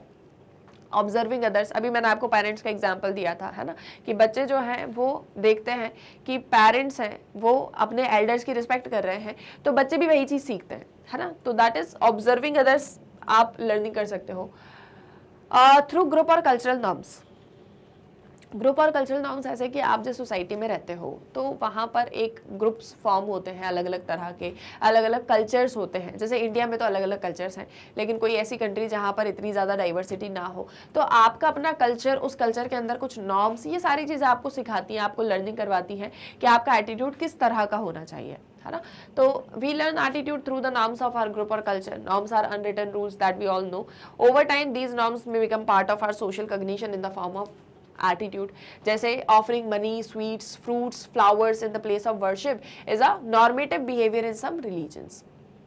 कुछ कुछ रिलीजन्स में ये चीज़ें देखी गई है। जैसे मान लो आप मंदिर जा रहे हो तो आप फूल लेके ही जाते हो, है ना, कुछ मिठाई लेके ही जाते हो प्रसाद लगाने के लिए। अलग अलग रिलीजन में अलग अलग तरह से होता है। तो दैट इज समथिंग कि एक हमारे कल्चर ने ये चीज़ें हमको सिखाई हैं और वहाँ से हमारे अंदर लर्निंग हो रही है। तो ऐसे ही हमारा कल्चर हमको कुछ अच्छी चीज़ें भी सिखाता है जिसके थ्रू हमारा एटीट्यूड फॉर्मेशन होता है, ठीक है, अच्छी बुरी जैसी भी चीज़ें हों। तो इस तरह का बिहेवियर हमको जब भी देखने को मिलता है, उसके साथ में फीलिंग्स वगैरह एसोसिएट हो जाती हैं, एक पॉजिटिव एटीट्यूड डेवलप हो जाता है। एक्सपोजर टू इन्फॉर्मेशन, कभी कभी आप किसी पर्सन के बारे में जान के, कोई न्यूज़ को पढ़ के, किसी की ऑटोबायोग्राफी को पढ़ के, किसी की बायोग्राफी को पढ़ के भी उससे इन्फ्लुएंस हो जाते हो और आपका एटीट्यूड फॉर्म हो जाता है। जैसे मान लो अगर आप कभी सत्यवादी हरिश्चंद्र की कोई किताब पढ़ने लग जाओगे और आप इन्फ्लुएंस हो जाओ, तो आप अपने एटीट्यूड के अंदर ये एक चीज़ सोच लो कि मुझे हमेशा सच ही बोलना है और सच ही हमेशा सही होता है, तो मैं तो हमेशा सच्चाई का ही रास्ता चुनूंगा। तो दैट इज कि आपका एटीट्यूड फॉर्मेशन हो गया किसी नई चीज़ को जानने के बाद। तो जब एक्सपोजर होता है इन्फॉर्मेशन को लेके, तब भी आप लर्निंग आपके अंदर होने लग जाती है, ठीक है। वो पॉजिटिव भी हो सकती है, नेगेटिव भी हो सकती है, न्यूट्रल भी हो सकती है। Is that clear? तो ये आपका हो गया कि एटीट्यूड फॉर्म होता कैसे है। तो हमने यहाँ पर एक जो सबसे बड़ा फैक्टर देखा कि एटीट्यूड फॉर्म कैसे हो रहा है, so that is through learning, ठीक है। किसके थ्रू हो रहा है? लर्निंग के थ्रू। अब ये जो लर्निंग है ये अलग अलग तरह से हो सकती है। ये ऑब्जर्व करके भी हो सकती है ना, ये ग्रुप या कल्चरल नॉर्म्स के थ्रू भी हो सकती है, ठीक है, ग्रुप या कल्चरल नॉर्म्स के थ्रू भी हो सकती है। एक्सपोजर टू इंफॉर्मेशन के थ्रू भी हो सकती है, एक्सपोजर टू इंफॉर्मेशन के थ्रू भी हो सकती है। रिवॉर्ड या पनिशमेंट देके भी हो सकती है ना, रिवॉर्ड या पनिशमेंट देके भी लर्निंग हो सकती है, एक्सेट्रा। मॉडलिंग के थ्रू भी लर्निंग होती है ना, लर्निंग पढ़ा है ना आप लोगों ने, मॉडलिंग करवा के भी लर्निंग हो जाती है, रोल मॉडल्स होते हैं हमारे। So this is what learning. Clear? अब एटीट्यूड फॉर्मेशन मेनली किसकी वजह से हो रहा है? लर्निंग की वजह से। और लर्निंग के अंदर ये सॉरी ये सारे फैक्टर्स आते हैं। अब ये लर्निंग करवा कौन रहा है, कौन से वो फैक्टर्स हैं जो हमको लर्निंग करवाते हैं या हमारे एटीट्यूड को फॉर्म करते हैं? तो सबसे पहले फैमिली और स्कूल एनवायरनमेंट।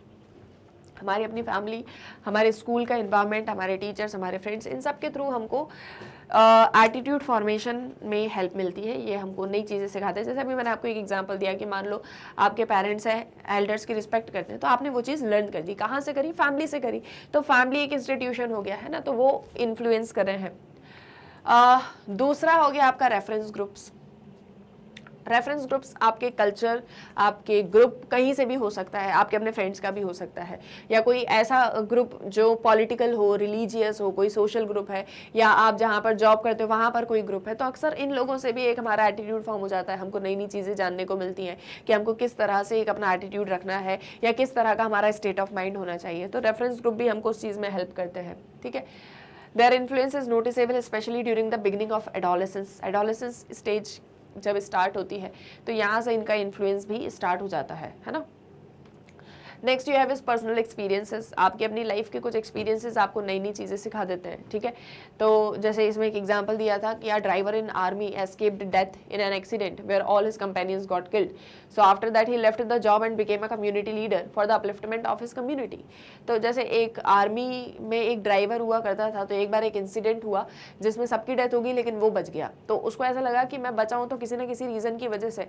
तो उसने क्या करा कि अब मैं लोगों की हेल्प किया करूँगा। तो वो अपने गाँव वापस आया और वहाँ पर आकर उसने कम्युनिटी लीडर की तरह अपनी कम्युनिटी को अपलिफ्ट करने का काम करना स्टार्ट कर दिया। तो बहुत बार आपके अपने लाइफ एक्सपीरियंसेस भी आपके एटीट्यूड को शेप कर रहे होते हैं। Media related influences, specially social media, है ना, ऑडियो विजुअल मीडिया, ये जो सारी चीज़ें, टेक्नोलॉजिकल एडवांसेस, इंटरनेट, ये सब एटीट्यूड को फॉर्म करने में बहुत ज़्यादा हेल्प करते हैं। स्कूल लेवल की टेक्स्ट बुक्स हैं, आप कभी कोई टेक्स्ट बुक पढ़ते हो, किसी के बारे में पढ़ते हो, तो आपको उनसे पढ़ के आप बड़े इन्फ्लुएंस हो जाते हो, है ना, और वो भी आपके जो है एटीट्यूड को फॉर्म कर देते हैं। तो 4 चीज़ें यहाँ पर हमने अभी तक डिस्कस करी। कौन कौन सी? देखो मैं यहाँ पर नोट कर देती हूँ, है ना, आप लोग समझ जाएंगे। तो फैमिली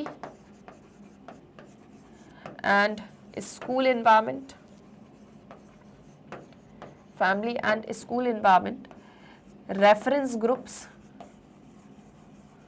राइट, रेफरेंस ग्रुप्स। मैं सिर्फ मीडिया लिख रही हूँ, ठीक है, media and personal experiences, personal experiences, ये सारी चीज़ें हमारे एटीट्यूड को फॉर्म करती हैं। सबसे पहले तो एटीट्यूड फॉर्म हो कैसे रहा है? तो लर्निंग के थ्रू हो रहा है। कौन से फैक्टर्स हैं जो इन्फ्लुएंस कर रहे हैं? तो ये वो सारे फैक्टर्स हैं।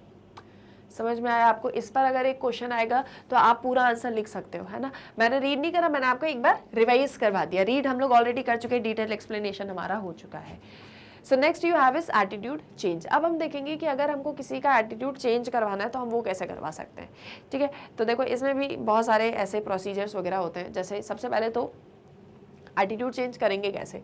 तो 3 कंसेप्ट है इसमें मेजर। सबसे पहला है कंसेप्ट ऑफ बैलेंस। ठीक है, सबसे ये मैं इरेज कर दूं यहाँ से, आप लोगों ने नोट कर लिया है।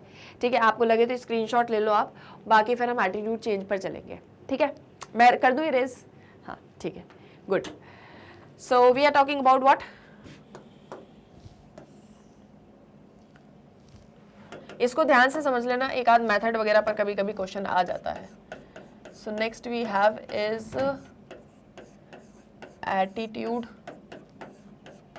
चेंज। क्लियर? नेक्स्ट क्या है हमारा? Attitude change. अब इसमें कैसे चेंज करेंगे, क्या प्रोसीजर है? तो सबसे पहली जो मेथड है वो है कंसेप्ट ऑफ बैलेंस। ध्यान से सब सुनना, ठीक है। आप लोग कभी कभी कंफ्यूज हो जाते हो इन चीज़ों में, एग्जाम टाइम पर फिर आप लोग पूछते हो मैम इसके बारे में बता दो, ये वाला नहीं समझ में आया। Concept of balance Fritz header ने दिया था। ठीक है, इसमें इन्होंने एक POX ट्रायंगल के थ्रू इस बैलेंस के कंसेप्ट को एक्सप्लेन करने की कोशिश करी है। POX ट्रायंगल के थ्रू उन्होंने एक रिलेशनशिप बताई। कैसी रिलेशनशिप बताई? देखो, इन्होंने कहा कि there is a triangle, okay, this is P, this is O, this is X। ठीक है, POX। P वो इंसान है जिसका एटीट्यूड हमको स्टडी करना है, ठीक है। पी वो है जिसका एटीट्यूड हमको चेंज करना है या जिसका एटीट्यूड हमको स्टडी करना है। ओ एक अनदर पर्सन है, ये भी एक पर्सन है। एक्स जो है वो हमारा टॉपिक है या एटीट्यूड ऑब्जेक्ट है। मान के चलते हैं कि हमारा जो टॉपिक है एक्स जो है वो है डाउरी, ठीक है। हमको क्या करना है, इसके एटीट्यूड को स्टडी करना है। ये भी एक पर्सन है। मान लो इन दोनों के बच्चों की शादी होनी है, ठीक है, इन दोनों के बच्चों की शादी होनी है। ओ की डॉटर है और पी का सन है। अब ओ और पी इन दोनों के बच्चों की शादी होनी है। दैट मीन्स ओ की बेटी पी के घर जाएगी, तो पी का कहना यह है कि आप मुझे डाउरी देंगे, ठीक है। पी का कहना यह है कि आप मुझे डाउरी देंगे। ओ डाउरी के सख्त खिलाफ है, ठीक है। ओ बोलता है कि डाउरी तो देना ही नहीं चाहिए, डाउरी एक बहुत ही बुरी चीज है। लेकिन पी बोलता है कि डाउरी होनी चाहिए। पी क्या बोलता है कि शादी में दहेज मिलना चाहिए, ठीक है। पी बोल रहा है शादी में दहेज मिलना चाहिए। ओ बोल रहा है शादी वादी में दहेज वगैरह नहीं देना चाहिए, ये सब गलत है। ग्रीडी पीपल होते हैं जो ऐसा काम करते हैं, ठीक है। लेकिन अब इन दोनों के बच्चों की शादी होनी है, ठीक है, इन दोनों के बच्चों की शादी होनी है। अब पी तो बोलेगा कि मुझे डाउरी दो, एक्स बोलेगा, ओ बोलेगा मैं तो डाउरी दूंगा ही नहीं। समझ में आ रहा है आपको? तो यहाँ पर क्या हो रहा है, गड़बड़, घोटाला। या तो शादी कैंसिल करो, ठीक है, या तो शादी कैंसिल करो, या तो ओ डाउरी दे दे, या तो पी बोले कि नहीं डाउरी नहीं चाहिए। मतलब कुछ एक तो चेंज करना पड़ेगा, है ना। इन दोनों की शादी हो रही है लेकिन ओ डाउरी देने को तैयार नहीं है, पी को डाउरी चाहिए और शादी लेकिन होनी है। समझ में आ रहा है? ठीक है, क्लियर है, सारी चीजें क्लियर है। अब देखो होता क्या है, दैट मीन्स कि a person has a positive attitude towards dowry. P x positive हो गया, ये देखो पी एक्स पॉजिटिव है ना, पी को डाउरी लेना पसंद है ना, मैंने राइट करा है, इसको पॉजिटिव लिख लो। पी एक्स पॉजिटिव हो गया क्योंकि पी बोलता है कि भैया डाउरी वाउरी तो मिलनी चाहिए।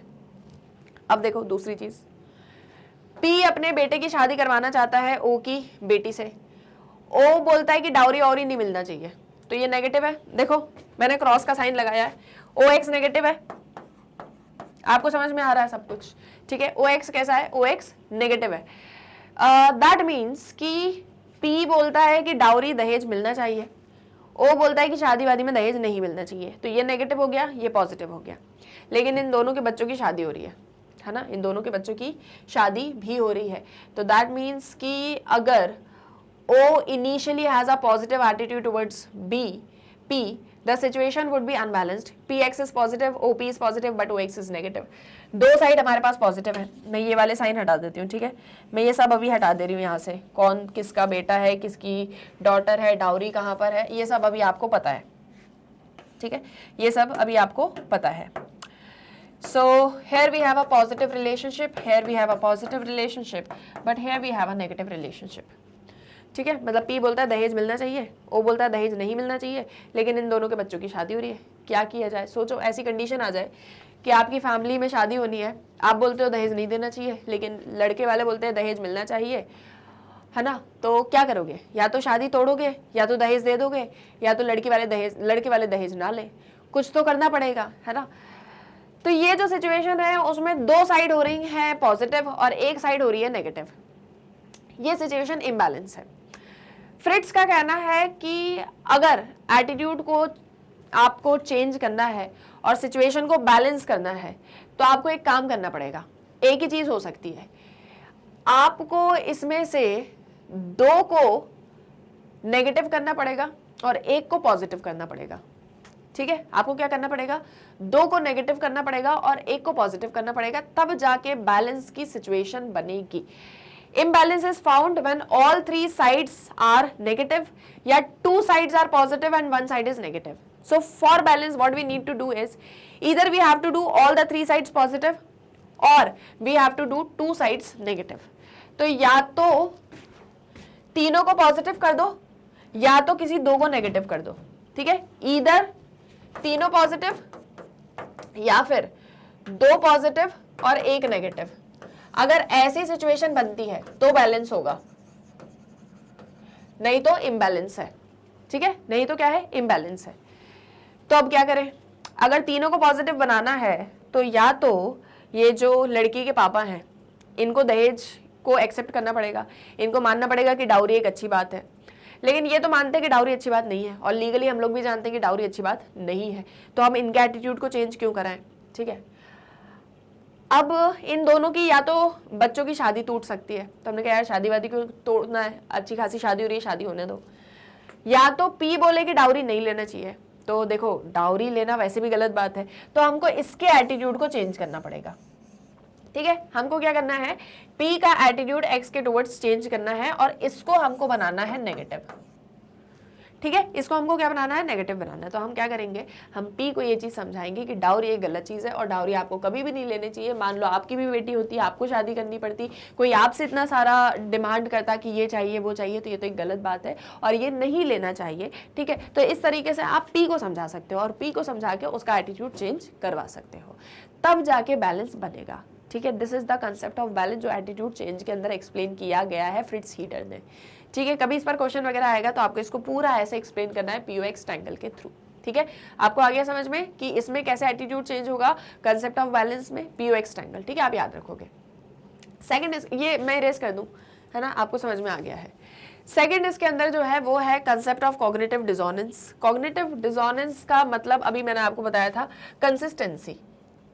मान लो कोई पर्सन बोलता है कि पान मसाला खाना सेहत के लिए हानिकारक है और खुद पान मसाला खाता है, तो इसका मतलब कि उसका एटीट्यूड सेम नहीं है। हमको उसके एटीट्यूड को कंसिस्टेंसी में लाना पड़ेगा, हमको उसके पान मसाला खाने की हैबिट को ख़त्म करवाना होगा, है ना। तो दैट इज कि तब जाके कॉग्निटिव कंसिस्टेंसी आएगी, अदरवाइज कॉग्निटिव डिसोनेंस बना रहेगा। तो इसीलिए इसको बोलते हैं कंसेप्ट ऑफ कॉग्निटिव डिसोनेंस। इसे किसने दिया था, लियोन फेस्टिंगर ने। इसके अंदर जो कॉग्निटिव कंपोनेंट्स एटीट्यूड के हैं वो कॉन्सोनेंट रहना चाहिए, डिसोनेंट नहीं रहना चाहिए। तो फेस्टिंगर और कार्ल स्मिथ इन दोनों ने मिलके जो है एक एक्सपेरिमेंट कंडक्ट किया और यहाँ पर इन्होंने जो है देखा कि कैसे इनके बीच में कॉग्निटिव कंसिस्टेंसी बनाई रखी जा सकती है, ठीक है। तो कॉग्निटिव कंसिस्टेंसी का मतलब क्या होता है कि दो कंपोनेंट्स एटीट्यूड सिस्टम के must be in same direction और must be in same line. अगर ऐसा नहीं होगा तो मेंटल डिस्कम्फर्ट होगा, है ना। तो मतलब ऐसा होता है ना कि आप बोलते कुछ और आप करते कुछ हो, तो दैट मीन्स आपका एटीट्यूड सेम नहीं है। अगर आप जो बोलते हो वही करते हो तब आपका एटीट्यूड सेम रहेगा, ठीक है।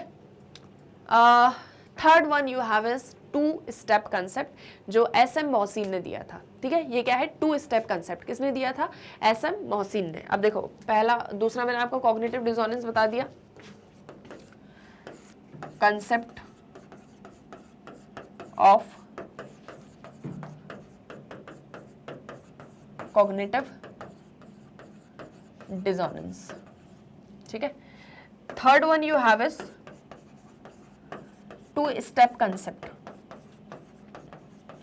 ये टू स्टेप कंसेप्ट क्या है ये मैं अभी आपको एक्सप्लेन कर देती हूँ। ये किसने दिया था, एसएम मोहसिन ने दिया था, जो कि एक इंडियन सोशल साइकोलॉजिस्ट थे या इंडियन साइकोलॉजिस्ट थे।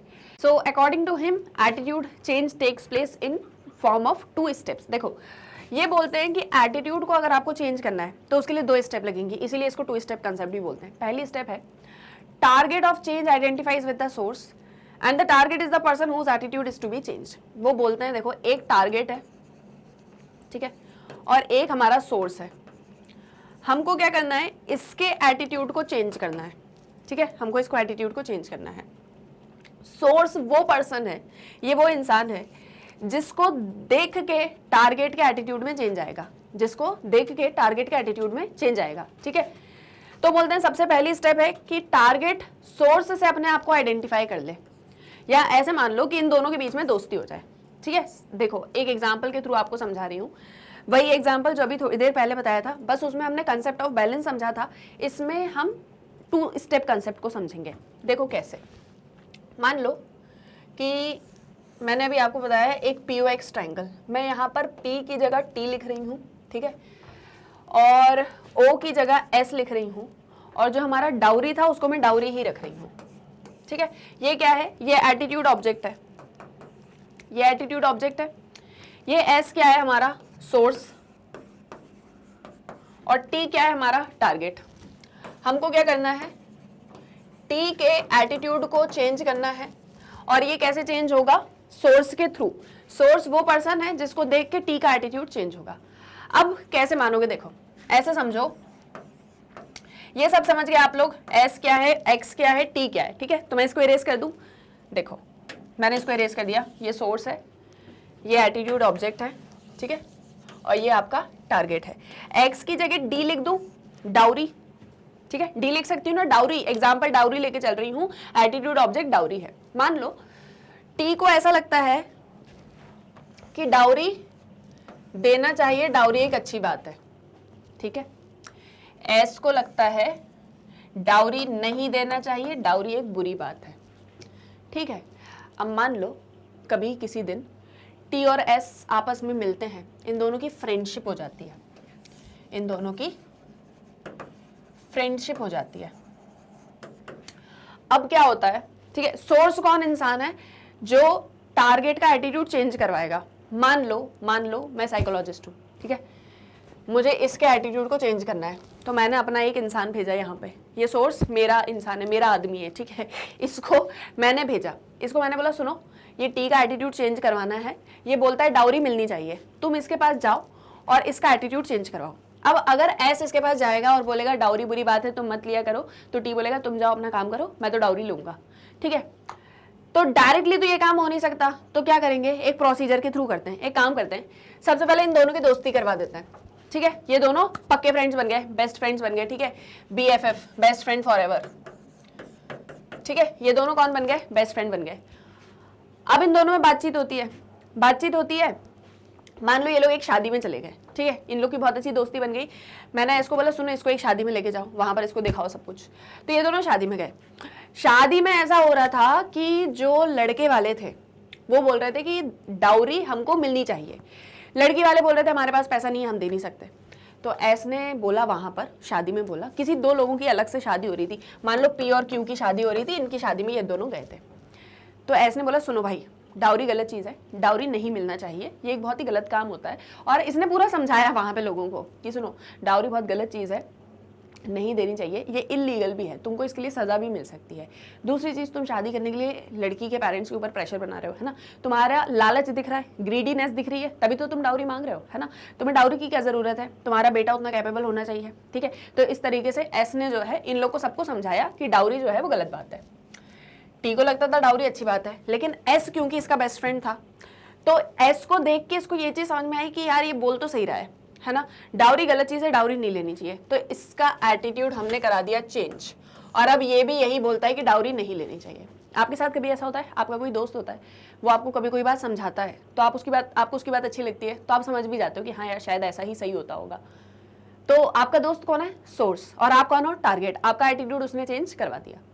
आपको समझ में आया, दिस इज 2 स्टेप कंसेप्ट। पहला कंसेप्ट है BFF बनाना, है ना, दोस्ती करवानी है दोनों के बीच में, यानी कि दोनों के बीच में जो है एक आइडेंटिफिकेशन हो जाना चाहिए, टारगेट सोर्स से मिल ले, दोनों में अच्छी खासी दोस्ती हो जाए। सेकंड स्टेप क्या है, आइडेंटिफिकेशन का मतलब क्या है कि वो सोर्स को पसंद करने लग जाए। आइडेंटिफिकेशन का मतलब ऐसा नहीं है कि इन दोनों के बीच में दुश्मनी हो जाए, दोस्ती होनी चाहिए, ठीक है। सोर्स का एक पॉजिटिव एटीट्यूड होना चाहिए टारगेट को लेके, और साथ ही साथ में एक अट्रैक्शन होना चाहिए। सोर्स जो है वो अपने टारगेट के साथ में बहुत ही फ्रेंडली रहेगा, ऐसा नहीं कि लड़ाई झगड़ा करने लग जाए उसके साथ में जाके। सेकंड स्टेप में जो सोर्स है वो अपना एटीट्यूड चेंज करेगा, ठीक है, जिसको देख के हमारा जो टारगेट है उसके एटीट्यूड में भी चेंज आ जाएगा, ठीक है। तो यहाँ पर जैसे हमको दिख रहा है कि सोर्स जो है वो अपने एटीट्यूड को दिखा रहा है कि भाई उसका एटीट्यूड डाउरी के टुवर्ड्स नेगेटिव है, या ऐसे मान के चलो, जस्ट टेक एन एग्जांपल कि ये दोनों दोस्त बन जाते हैं, ठीक है, और दोनों सोचते हैं कि डाउरी बहुत अच्छी चीज है, दोनों को लगता है कि डाउरी बहुत अच्छी चीज है, लेकिन एस कौन है, मेरा आदमी, ठीक है, मेरा आदमी इन द सेंस कि मेरा भेजा हुआ इंसान, है ना, मेरा आदमी का मतलब ऐसे पिक्चर्स में दिखाते हैं ना, ये मेरे आदमी है, इन्हें मैंने भेजा है, ऐसे करके। तो मान लो ये जो एस है ये मेरा भेजा हुआ कोई सोर्स है, ठीक है, मैं साइकोलॉजिस्ट हूँ, मेरा भेजा हुआ कोई इंसान है, मैंने इसको क्या बोला है कि तुम जाओ इसके एटीट्यूड को चेंज करवाओ। मैंने कहा तुम सुनो, पहले डाउरी को लेके तुम अपना पॉजिटिव एटीट्यूड दिखाना, बाद में उसको चेंज करना। तो ये गया, इसने बोला हाँ डाउरी वाउरी तो अच्छी है, लेकिन बाद में धीरे धीरे करके इसने अपना एटीट्यूड चेंज करा। इसने बोला नहीं यार, डाउरी नहीं लेनी चाहिए, बहुत ही गलत बात होती है, फालतू में जो लड़की के पेरेंट्स होते हैं वो परेशान होते हैं, तो ये सब नहीं लेना चाहिए। तो इसने अपना एटीट्यूड चेंज कर लिया, है ना। तो इसको देख के जो टारगेट है उसने भी अपना एटीट्यूड डाउरी को लेकर चेंज कर लिया। उसने बोला हाँ यार ऐसा नहीं होना चाहिए। तो सबसे पहले क्या होगा, बेस्ट फ्रेंड बनेंगे, उसके बाद में क्या होगा, एटीट्यूड चेंज होगा। पहले कौन चेंज करेगा, सोर्स, बाद में कौन करेगा, target. This is 2 step concept. आपको समझ में आ गया? ठीक है, ठीक है, क्लियर है सारा कुछ। चलो आगे बढ़े। तो that is the first step concept and the second step concept, और इसी को क्या बोलते हैं, 2 step concept. Clear? This is what is known as attitude change. अच्छा, अब ये एटीट्यूड चेंज क्या क्या फैक्टर्स होते हैं जो करवाते हैं, या एटीट्यूड चेंज करने के लिए कौन कौन से फैक्टर्स होते हैं जो रिस्पॉन्सिबल होते हैं। तो सबसे पहला है सारे 4 फीचर्स। कौन कौन से? बैलेंस, एक्सट्रीमनेस, सेंट्रलिटी और सिंप्लिसिटी। देखो, मान लो किसी का एटीट्यूड पॉजिटिव है तो उसको चेंज करना थोड़ा सिंपल होता है, ठीक है। लेकिन अगर किसी का एटीट्यूड नेगेटिव है तो उसको चेंज करना मुश्किल होता है। किसी का अगर एटीट्यूड पॉजिटिव है तो उसको चेंज करना इजी होगा, लेकिन नेगेटिव एटीट्यूड को चेंज करना मुश्किल होता है। मान लो कोई पर्सन का एटीट्यूड बहुत ही एक्सट्रीम है, या तो वो एक्सट्रीम पॉजिटिव है या तो वो एक्सट्रीम नेगेटिव है, तो उसे चेंज करना भी बहुत मुश्किल होगा। जैसे मान लो फॉर एग्जांपल किसी पर्सन को लगता है कि हमेशा सबकी हेल्प करनी चाहिए, चाहे कुछ भी हो, कोई भी सिचुएशन हो। अब मान लो एक इंसान है, एक्स पर्सन, ठीक है, एक एक्स पर्सन है, इसको लगता है कि हमेशा सबकी हेल्प करनी चाहिए। मान लो कोई इससे बोले कि मैं ना तुम्हारा मर्डर करने वाला हूँ, ठीक है, मर्डर करूँगा एक रस्सी से, रस्सी यहाँ पर रखी हुई है, रोप यहाँ पर रखी हुई है, तो मुझे उठा के दे दो, मैं तुम्हारा मर्डर कर दूंगा। अब ये तो हेल्पफुल नेचर का है, इससे तो उसने हेल्प मांगी कि वो रस्सी वहाँ से उठा के दे दो, तो ये बोलेगा हाँ ठीक है मैं तुमको रस्सी यहाँ से उठा के दे रहा हूँ। इतना एक्सट्रीम पॉजिटिव एटीट्यूड हमको चाहिए क्या किसी का? नहीं चाहिए। अब इतने एक्सट्रीम, ये तो सिर्फ एक एग्जांपल था आप लोग को समझाने के लिए, लेकिन इतना एक्सट्रीम अगर एटीट्यूड है कोई भी, चाहे वो एक्सट्रीम पॉजिटिव हो चाहे वो एक्सट्रीम नेगेटिव हो, उसको चेंज करना बड़ी दिक्कत की बात होती है, ठीक है। उस एक एटीट्यूड को चेंज कर पाना बहुत ही मुश्किल होता है, ठीक है। सो अगर एक्सट्रीम होगा तो दिक्कत आएगी, सिंपल एटीट्यूड है इजीली चेंज हो जाएगा। तो देखो, इजी कौन सा चेंज हो रहा है और डिफिकल्ट कौन सा है चेंज करने में। देखो,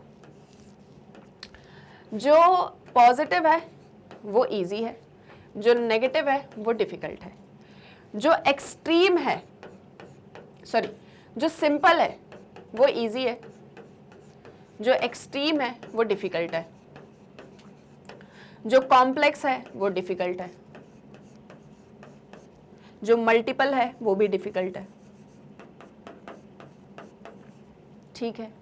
अगर कोई एटीट्यूड सेंट्रल है तो उसको चेंज करना भी बहुत ज़्यादा मुश्किल है। अब आप लोग ये सब समझते हो ना कि एक्सट्रीम क्या है, बैलेंस क्या है, सेंट्रल क्या है, कॉम्प्लेक्स क्या है, एक्सेट्रा, ठीक है। ऐसे एटीट्यूड को चेंज करना बहुत डिफिकल्ट है, ऐसे एटीट्यूड को चेंज करना बहुत ही ईजी है, ठीक है। Now, attitude may be congruent. It may change in the same direction as the existing attitude. For example, a positive attitude may become more positive, or a negative attitude may become more negative. On the other hand, an attitude change may be incongruent. Like, it may change in a direction opposite to the existing attitude. Like, for example, positive attitude becomes less positive and negative becomes less negative. मतलब या तो जब आप attitude change करोगे तो ऐसा हो सकता है कि पॉजिटिव एटीट्यूड और ज़्यादा पॉजिटिव हो जाए और नेगेटिव एटीट्यूड और ज़्यादा नेगेटिव हो जाए, या ऐसा भी हो सकता है कि पॉजिटिव एटीट्यूड नेगेटिव में बन जाए और नेगेटिव पॉजिटिव में कन्वर्ट हो जाए। तो ऐसे भी एटीट्यूड चेंज हो सकता है। बाकी डायरेक्शन ऑफ इन्फॉर्मेशन जिस तरह से प्रेजेंट हो रही है उस तरह से भी एटीट्यूड चेंज होता है। किस तरह से इन्फॉर्मेशन प्रेजेंट हुई है, किस तरह से इन्फॉर्मेशन पहुंची है टारगेट तक, वो भी डिपेंड करता है कि एटीट्यूड चेंज होगा या नहीं। आपको ये दोनों कंसेप्ट समझ में आ गए कि एटीट्यूड फॉर्मेशन क्या होता है और एटीट्यूड चेंज क्या होता है। इन दोनों पर से कभी कभी क्वेश्चंस आ जाते हैं, तो आप ध्यान रखना इन चीज़ों का, ठीक है। आगे बढ़ें, चलो नेक्स्ट पर आते हैं जो है सोर्स कैरेक्टरिस्टिक्स। अब ये सोर्स कैरेक्टरिस्टिक्स क्या है, इस पर भी कभी कभी क्वेश्चन आता है, ठीक है। सोर्स क्रेडिटेबिलिटी एंड अट्रैक्टिवनेस, ये 2 चीज़ें हैं जो एटीट्यूड चेंज को अफेक्ट करती हैं। कैसे? देखो, एक जैसे मैंने आपको ये एक एग्जांपल पहले भी दिया था। मान लो आपके पापा हैं, उनको लैपटॉप खरीदना है, ठीक है। आप अभी कौन सी क्लास में हो, 12th क्लास में हो और ह्यूमैनिटीज़ के स्टूडेंट हो। आपसे पापा ने पूछा कि क्यों अपने को लैपटॉप लेना है, कौन सा वाला ले लें, तो आपने कहा पापा ये वाला बहुत अच्छा है, आपने रिसर्च करके रखी हुई थी, तो आपने कहा पापा ये वाला बहुत अच्छा है, ये वाला अपन ले सकते हैं, इसमें ये फीचर्स मिलेंगे, ये क्वालिटीज़ मिलेंगी, एक्सेट्रा एक्सेट्रा। आपके पापा ने बोला ठीक है देखते हैं। कल को आपके पापा को कोई इंजीनियर भैया मिल गए, ठीक है, जो जॉब में है, ठीक है, सॉफ्टवेयर इंजीनियर मिल गए। अब आपके पापा ने उनसे पूछा तो उनने बोला कि अंकल ये वाला बहुत अच्छा है, आप ये वाला खरीद लो। तो उनको ये लगेगा कि ये इंजीनियर है, जॉब करता है, तो इसको ज़्यादा पता होगा, तो वह आपकी बात नहीं सुनेंगे और उसकी बात बहुत ज़्यादा सुनेंगे, है ना। तो वो वही वाला लैपटॉप लेंगे जो इंजीनियर बोलेगा, ठीक है। 90% ऑफ द टाइम यही एक चीज होगी। तो यहाँ पर सोर्स कौन सा ज्यादा स्ट्रांग है, आपका या इंजीनियर का? ऑब्वियसली इंजीनियर का। तो इसे बोलते हैं सोर्स क्रेडिटेबिलिटी, ठीक है। आपको अपने करियर के लिए गाइडेंस चाहिए, ठीक है, तो आप अपने फ्रेंड्स के साथ में बात करोगे, ठीक है। और दूसरा, आप जो है कोई ऐसा पर्सन, जैसे मान लो आपको डॉक्टर बनना है, फॉर एग्जांपल आपको डॉक्टर बनना है, आप अपने फ्रेंड्स के साथ में डिस्कस कर रहे हो कि कैसे बनते हैं, क्या क्या प्रोसेस होता है, तो उन्होंने बोला ये करना पड़ता है, इतनी इतनी पढ़ाई होती है, ये वाले कॉलेज में जाना पड़ेगा और फिर ये एग्जाम क्रैक करना पड़ेगा, तब जाके बनोगे। मान लो आपके रिलेशन में कोई डॉक्टर था, आपने उससे पूछा कि क्या पूरा प्रोसेस होता है, कैसे बनते हैं, उनने आपको बता दिया, तो आप किसकी बात ज्यादा मानोगे? जो डॉक्टर है उनकी। तो सोर्स क्रेडिटेबिलिटी किसके पास चली गई? वो डॉक्टर के पास, ना कि आपके फ्रेंड्स के पास में। तो कौन सा सोर्स हमको बता रहा है एटीट्यूड चेंज करने के लिए, वो बहुत ज्यादा इंपॉर्टेंट है, ठीक है। कौन सा सोर्स हमको बोल रहा है कि आपको एटीट्यूड चेंज करना चाहिए, तो आप उसकी बात मानोगे, है ना। आपको किसी तरह के एटीट्यूड चेंज करने के लिए अगर आपके सिबलिंग्स बोलेंगे तो शायद आप नहीं मानोगे, लेकिन वहीं अगर आपके पेरेंट्स या आपके टीचर्स या आपका कोई बड़ा बोलेगा तो शायद आप सुन लोगे। क्लियर? तो this is known as source credibility and attractiveness. इसमें क्या होता है, attitudes are more likely to change when the message comes from a highly credible source rather than from a low credible source, ठीक है। यहाँ पर वही एग्जाम्पल वगैरह भी दिया हुआ है। मैसेज कैरेक्टरिस्टिक्स के अंदर होता है कि इंफॉर्मेशन जो आप तक आ रही है वो किस तरह से आ रही है, कितनी आ रही है, ठीक है। क्या मैसेज के अंदर रेशनल और इमोशनल अपील है? अब जैसे एक एग्जांपल देखो, मान लो कोई एक एडवर्टीजमेंट आता है, वो बोलता है कि आप अगर ये वाला प्रेशर कुकर यूज़ करोगे तो इससे आप अपने फ्यूल को बचा लोगे और ये बहुत ही ज़्यादा इकोनॉमिकल भी होगा, आपका गैस सिलेंडर और ज़्यादा दिन तक चलेगा, ठीक है, इलेक्ट्रिसिटी बचेगी। तो आप क्या करोगे, आप उसको शायद ले लोगे या सोचोगे उसके बारे में, आप सोचोगे अरे ठीक है थोड़ी बहुत में क्या ही जा रहा है, देखेंगे, लेना होगा तो लेंगे, नहीं लेंगे। अब मान लो नेक्स्ट डे एडवर्टीजमेंट ऐसा आता है कि ये वाला प्रेशर कुकर अगर आप यूज़ करोगे तो ये आपके फ्यूल को भी बचाएगा, आपकी फैमिली को हेल्दी भी रखेगा और आपके बच्चों को न्यूट्रिशन भी प्रोवाइड करेगा। तो आप बोलोगे अच्छा इसमें ये सारी चीज़ें हैं, तो ये क्या है, एक रेशनल और इमोटिव अपील, यानी इसमें इमोशंस हैं और ये रेशनल भी है। रेशनल कैसे है कि इकोनॉमिकल है, और इमोशनल कैसे है कि बच्चों की बात कर दी, न्यूट्रिशियस रहेगा और फैमिली को हेल्दी रखेगा, तो आप उसको परचेस कर दोगे। तो दैट इज समथिंग कि अगर आपके एटीट्यूड चेंज में मैसेज आप तक कुछ इस तरीके का पहुंच रहा है जहां रेशनल इमोशनल अपील होती है, तो शायद आप एटीट्यूड को चेंज कर दोगे, ठीक है। तो जैसे ये इसमें एग्जांपल्स वगैरह दिए हुए हैं कि drinking milk may be said to make a person healthy, good looking, energetic and successful. तो mode of spreading the message plays a significant role. जैसे ORS है, तो ORS को पोस्टर्स, एडवर्टीजमेंट, टेलीविजन, ये सारी चीज़ों के थ्रू बताया गया, तो लोग ORS को लेके अवेयर हो गए, उनका एटीट्यूड चेंज हो गया ORS को लेके, है ना। Face to face transmission. अच्छा देखो, एटीट्यूड चेंज ऐसा नहीं है कि नेगेटिव ही होगा या पॉजिटिव ही होगा, एटीट्यूड चेंज ऐसा भी हो सकता है, पॉजिटिव एटीट्यूड नेगेटिव भी बन सकता है, नेगेटिव एटीट्यूड पॉजिटिव भी बन सकता है, पॉजिटिव और ज्यादा पॉजिटिव हो सकता है, नेगेटिव और ज्यादा नेगेटिव हो सकता है। एटीट्यूड चेंज किसी भी डायरेक्शन में हो सकता है। टारगेट कैरेक्टरिस्टिक्स, टारगेट अभी समझ में आया ना आपको, ये टारगेट है। अभी हमने सोर्स की बात करी, सोर्स कैरेक्टरिस्टिक्स, अब हम टारगेट की बात कर रहे हैं। समझ में आ रहा है सोर्स कैरेक्टरिस्टिक्स कौन है जिसे देख के आपका एटीट्यूड चेंज हो रहा है, सोर्स क्रेडिटेबिलिटी। टारगेट कौन, जिसके एटीट्यूड में चेंज करवाना है। तो अगर टारगेट के पर्सुएबिलिटी है, स्ट्रॉन्ग प्रिजुडाइजेस हैं, सेल्फ एस्टीम है, इंटेलिजेंस है, तो एटीट्यूड चेंज हो जाएगा, है ना। अगर वो ओपन है, फ्लेक्सिबल है, तो इजीली चेंज हो जाएगा एटीट्यूड। लेकिन जो लोग ऐसे होते हैं ना कि बिल्कुल हमको किसी की बात में आना ही नहीं है, हमें किसी की सुनना ही नहीं है, हम जो सोच रहे हैं वही सब कुछ सही है, उनका एटीट्यूड चेंज करवाना बहुत ज़्यादा मुश्किल होता है, ठीक है। तो जितने ज़्यादा इंटेलिजेंट लोग होते हैं वो उतना इजीली एटीट्यूड को चेंज कर लेते हैं, लेकिन जिनके अंदर easily then those with lower intelligence, लेकिन जिनके अंदर इंटेलिजेंस कम होता है वो लोग नहीं मानते। तो ये आपके टारगेट हो गए। अब एटीट्यूड और बिहेवियर के बीच में क्या एक रिलेशनशिप है, इसको हम समझेंगे।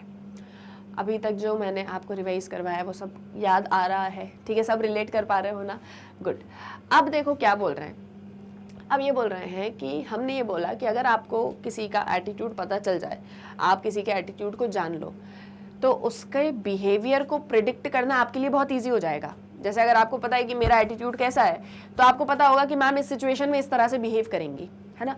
तो मतलब हम ये बोल रहे हैं कि एटीट्यूड जो है वो बिहेवियर में रिफ्लेक्ट हो जाता है, ठीक है। आप जो भी सोचते हो, जो भी आपका एटीट्यूड है, वो आपके बिहेवियर में रिफ्लेक्ट हो जाता है, हम ऐसा बोल रहे हैं।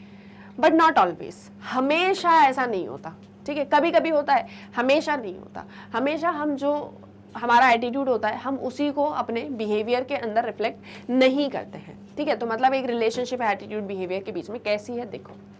An individual's attitudes may not always be exhibited through behavior.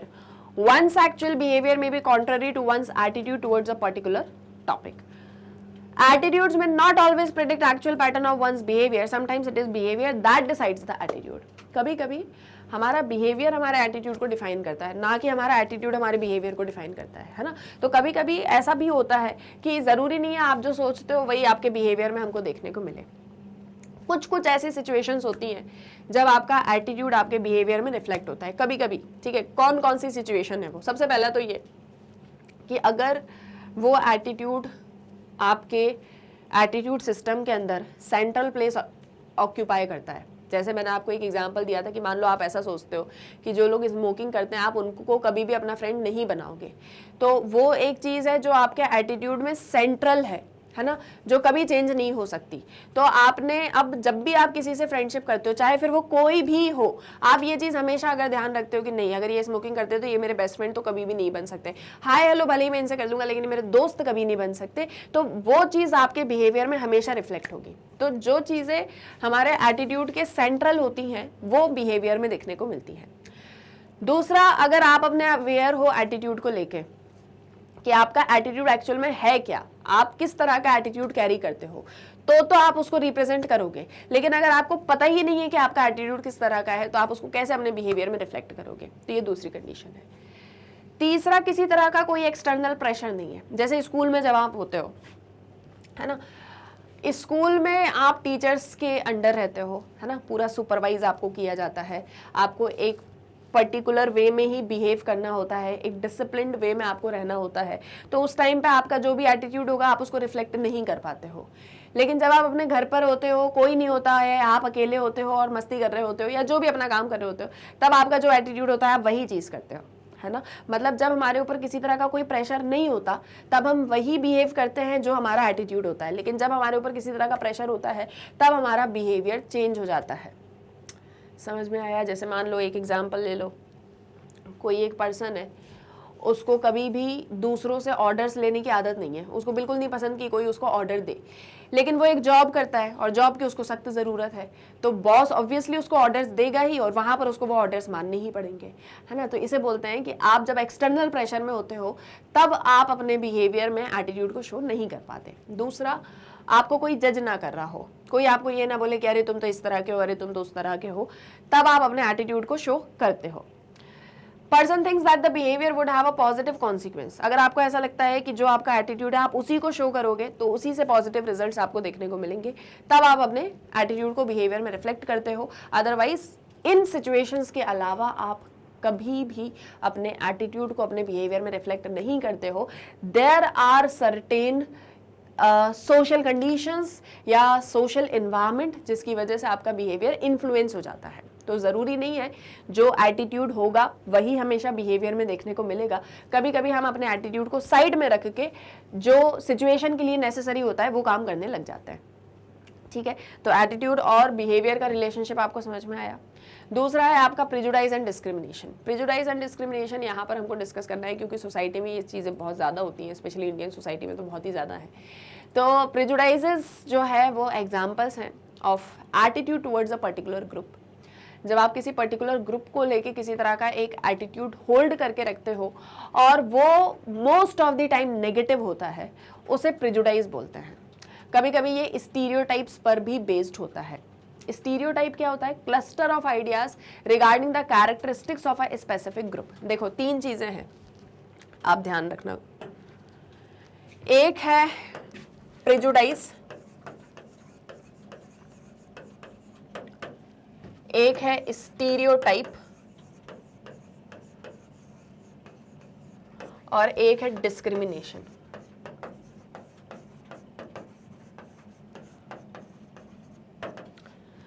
अब देखो प्रेजुडाइज क्या है, negative attitude towards a particular group. मैं सिर्फ पर्टिकुलर ग्रुप लिख रही हूं, ठीक है, towards a particular group. Stereotype क्या है, cluster of ideas, cluster of ideas. Discrimination क्या होता है, भेदभाव करना, अनइक्वल ट्रीटमेंट। ये क्या है, अनइक्वल ट्रीटमेंट। अब एक एग्जांपल से समझाती हूं। एक स्टीरियोटाइप है कि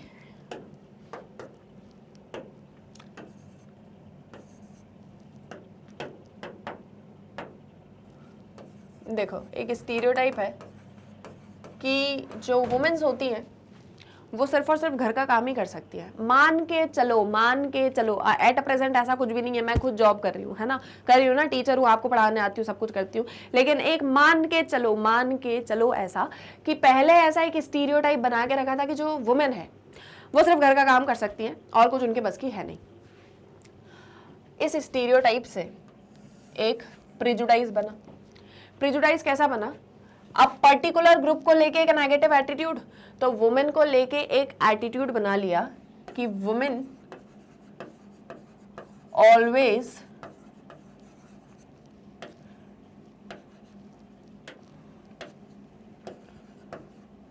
नीड सपोर्ट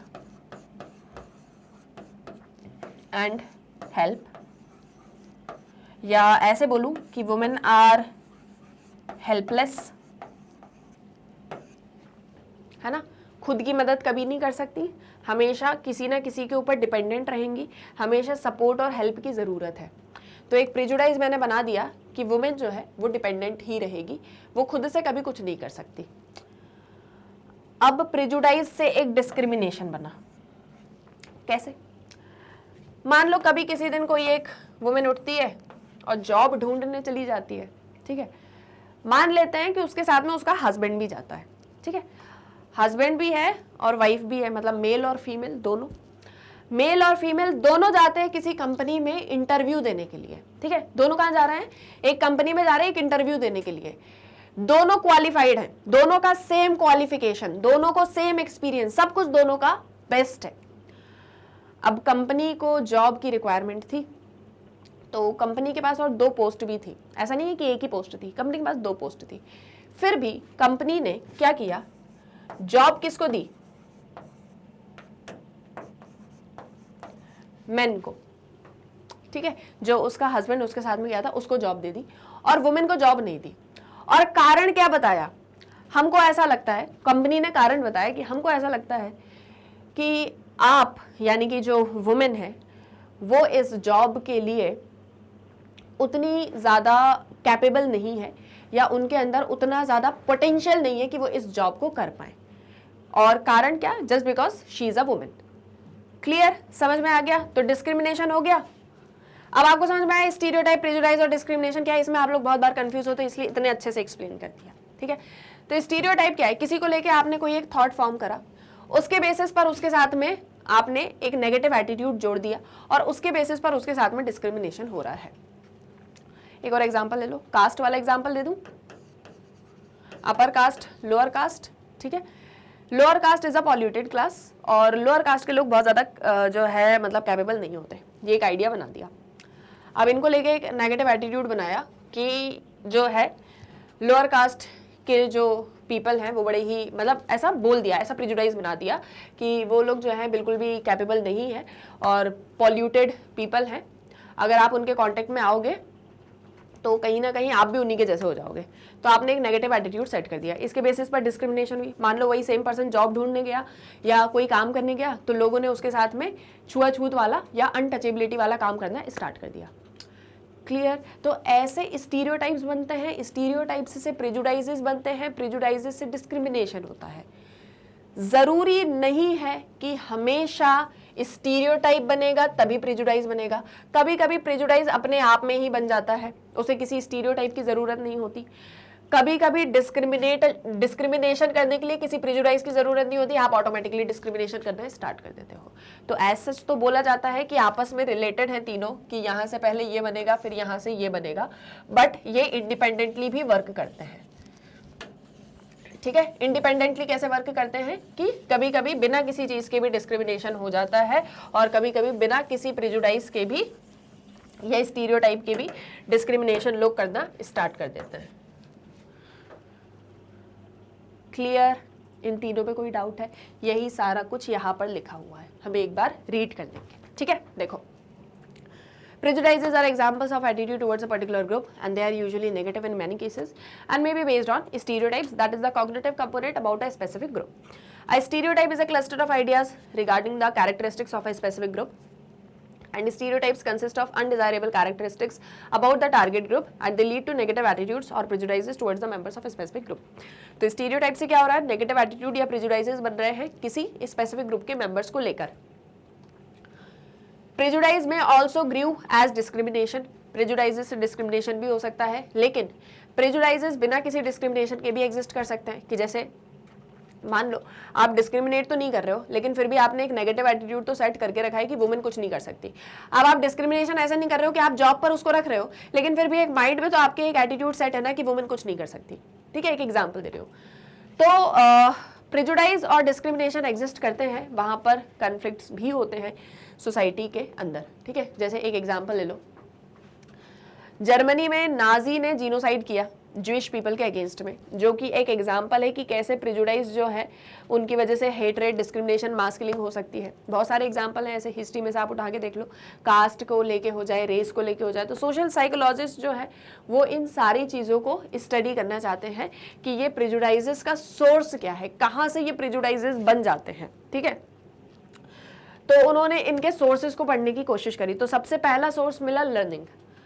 जैसे आप बाकी एटीट्यूड को लर्न करते हो, वैसे ही प्रेजुडाइसेस को भी लर्न किया जाता है। ठीक है, उसको भी लर्न करवाया जाता है, चाहे एसोसिएशन के थ्रू हो, चाहे रिवॉर्ड पनिशमेंट के थ्रू हो, चाहे ऑब्जर्व करके हो, चाहे कल्चर के थ्रू हो, चाहे इंफॉर्मेशन के थ्रू हो। यहाँ पर भी family, reference group, personal experiences, media, ये सब एक इंपॉर्टेंट रोल प्ले करते हैं। जो भी प्रेजुडाइजेस सेट करते हैं वो एक प्रेजुडाइज्ड पर्सनालिटी को डेवलप कर लेते हैं and show low adjusting capacity, anxiety and feelings of hostility against the out group. मतलब जैसे मान लो मैंने किसी ग्रुप को लेके कोई प्रेजुडाइज बना दिया, तो मैं उस ग्रुप को लेके अपना एक एटीट्यूड वैसा ही बना लूंगी कि मुझे इस ग्रुप के साथ में नहीं रहना है, उनको देख के मुझे एंजाइटी भी होगी और उनको देख के मुझे हॉस्टाइल और एंगर भी आएगा, है ना। तो इस तरह की एक पर्सनालिटी जो है लोग डेवलप भी अपने अंदर कर लेते हैं। ठीक है, now you have a strong social identity and in group bias, self fulfilling prophecy and okay, हाँ, तो ये सब इसी का पार्ट है। अब अगर एक स्ट्रॉन्ग सोशल आइडेंटिटी और इन ग्रुप बायस आप बना के रखते हो, तो जिनका भी इंडिविजुअल्स का ऐसा रहता है कि उनकी एक बहुत ही स्ट्रॉन्ग सोशल आइडेंटिटी है, ठीक है, कहीं ना कहीं वो इस तरह के नेगेटिव एटीट्यूड्स को बनाने में एक बहुत ही इंपॉर्टेंट रोल प्ले करते हैं। और वो ऐसे दिखाते हैं कि उनका ग्रुप जो है वो बहुत ही अच्छा है और दूसरा ग्रुप जो है वो बड़ा ही लो है, सुपीरियर इन्फीरियर वाला, कि मेरा ग्रुप तो सुपीरियर है, मेरी कास्ट, मेरा सोसाइटी, मेरा रिलीजन तो सुपीरियर है, लेकिन तुम्हारा इन्फीरियर है। तो इसी तरीके से प्रेजुडाइजेस सेट हो जाते हैं। ठीक है, अब देखो, एक फिनोमेना होता है जिसे बोलते हैं स्केप गोटिंग। ठीक है, स्केप गोटिंग के अंदर क्या होता है? Majority blame on minority for its own socio economic and political problems. जैसे एक एग्जांपल ले लो, मान लो कोई एक सोसाइटी है जहाँ पर रिच लोग भी रहते हैं और पुअर लोग भी रहते हैं। तो ये जो पूरी रिच सोसाइटी है, इसने पुअर क्लास को लेके अपने कुछ प्रेजुडाइजेस सेट करके रखे हैं कि ये लोग तो बड़े ही पॉल्यूटेड लोग हैं और ये लोग तो थीव्स हैं, इन लोगों के साथ में तो नहीं रहना चाहिए। तो अब ये जो रिच पीपल हैं, ये पुअर पीपल को बोल रहे हैं कि तुम लोग अपनी कंडीशन के लिए खुद ही जिम्मेदार हो। तुम आज पुअर हो, तुम्हारे लिए आज ऐसी बातें बोली जाती हैं, तुम्हारे साथ आज डिस्क्रिमिनेशन होता है, वो तुम्हारी ही वजह से हुआ है, क्योंकि तुम्हारे खुद के काम ऐसे रहे होंगे जिसकी वजह से तुम्हारे साथ में ऐसा हो रहा है। इस एक प्रोसेस को, जहां पर मेजॉरिटी माइनॉरिटी को ही ब्लेम करने लग जाती है उसकी कंडीशन के लिए, इसे बोलते हैं स्केप गोटिंग। ठीक है, then the minority is too weak और टू स्मॉल टू डिफेंड। अब क्योंकि जैसे मान लो ये सोसाइटी है, यहाँ पर इतने सारे लोग रिच हैं और सिर्फ इतने ही लोग पुअर हैं, तो इन्हें पुअर मतलब जो माइनॉरिटी है वो मेजॉरिटी को डिफेंड नहीं कर सकती क्योंकि उनके नंबर बहुत ज़्यादा है। जैसे मान लो आपकी क्लास में 40 बच्चे हैं, उनमें से 30 बच्चे 10 बच्चों पर ये इल्ज़ाम लगाएं कि तुम लोग हर बार फेल होते हो, तो वो तुम्हारी गलती क्योंकि तुम लोग पढ़ते लिखते नहीं हो और इसीलिए हम लोग तुमको चिढ़ाते हैं, तुमको टीज करते हैं, ठीक है। अब वो 10 बच्चे 30 बच्चों को तो अपोज कर नहीं सकते, तो इसीलिए क्या होता है कि ये एक सिस्टम बना रहता है प्रिजुडाइज वाला, ठीक है। और इसी प्रोसेस को क्या बोलते हैं, स्केपगोटिंग। नेक्स्ट है kernel of truth concept. Kernel of truth concept ये बोलता है कि जैसे मान लो ये एक सोसाइटी है और यहाँ पर इतने लोग हैं जिनके साथ में प्रिजुडाइज हो रहा है, ठीक है। मान लो इन लोगों के साथ में प्रिजुडाइज हो रहा है, तो ये ऐसा बोलेंगे कि हमारे साथ में अगर ऐसा व्यवहार हो रहा है तो शायद उसके पीछे कोई ना कोई सच्चाई होगी, पहले से कुछ ना कुछ ऐसा हुआ होगा, तभी तो ये लोग हमारे साथ में ऐसा कर रहे हैं, वरना हमारे साथ में ऐसा क्यों होता। तो उनको ऐसा लगता है कि हमारे साथ अगर गलत हो रहा है तो उसके पीछे कोई रीजन है और वो सही हो रहा है जो हो रहा है। Sometimes people may continue to hold stereotypes because they think that there must be some truth in what everyone says about the other group। जैसे मान लो वुमेन को लेके आपने स्टीरियोटाइप बनाया कि वुमेन सिर्फ घर का ही काम कर सकती, कुछ और नहीं कर सकती, तो वुमेन को ऐसा फील होने लग जाए कि शायद लोग बोलते हैं तो इसमें सच्चाई होगी कि मैं शायद कुछ और कर ही नहीं सकती हूँ। तो that is known as kernel of truth concept, कि आपको ऐसा लगता है जो लोग बोल रहे हैं शायद वही सच है, वो इतने सालों से बोल रहे हैं तो कुछ ना कुछ सच्चाई तो उसमें होगी ही। Next you have is self fulfilling prophecy. देखो सेल्फ फुलफिलिंग प्रोफेसी का मतलब ये होता है, कभी कभी क्या होता है ना, जो टारगेट है मतलब जिसके लिए प्रिजुडाइज किया जा रहा है वो खुद से ही उस प्रिजुडाइज को कंटिन्यू रखता है। कैसे? मतलब उसको ऐसा लगता है कि वो डिपेंडेंट है। देखो एग्जांपल से समझो, if the target group is described age dependent and therefore unable to make progress, the members of this target group may actually behave in a way that proves this description to be true। मतलब जैसे मान लो women है, अब बोला जा रहा है, देखो तीन चीजें मैंने अभी आपको बताई, मान लो वुमेन है, बोला जा रहा है कि खुद से कभी कोई काम नहीं कर सकती, हमेशा दूसरों के ऊपर डिपेंडेंट रहेगी, मान लो ऐसा बोला जा रहा है।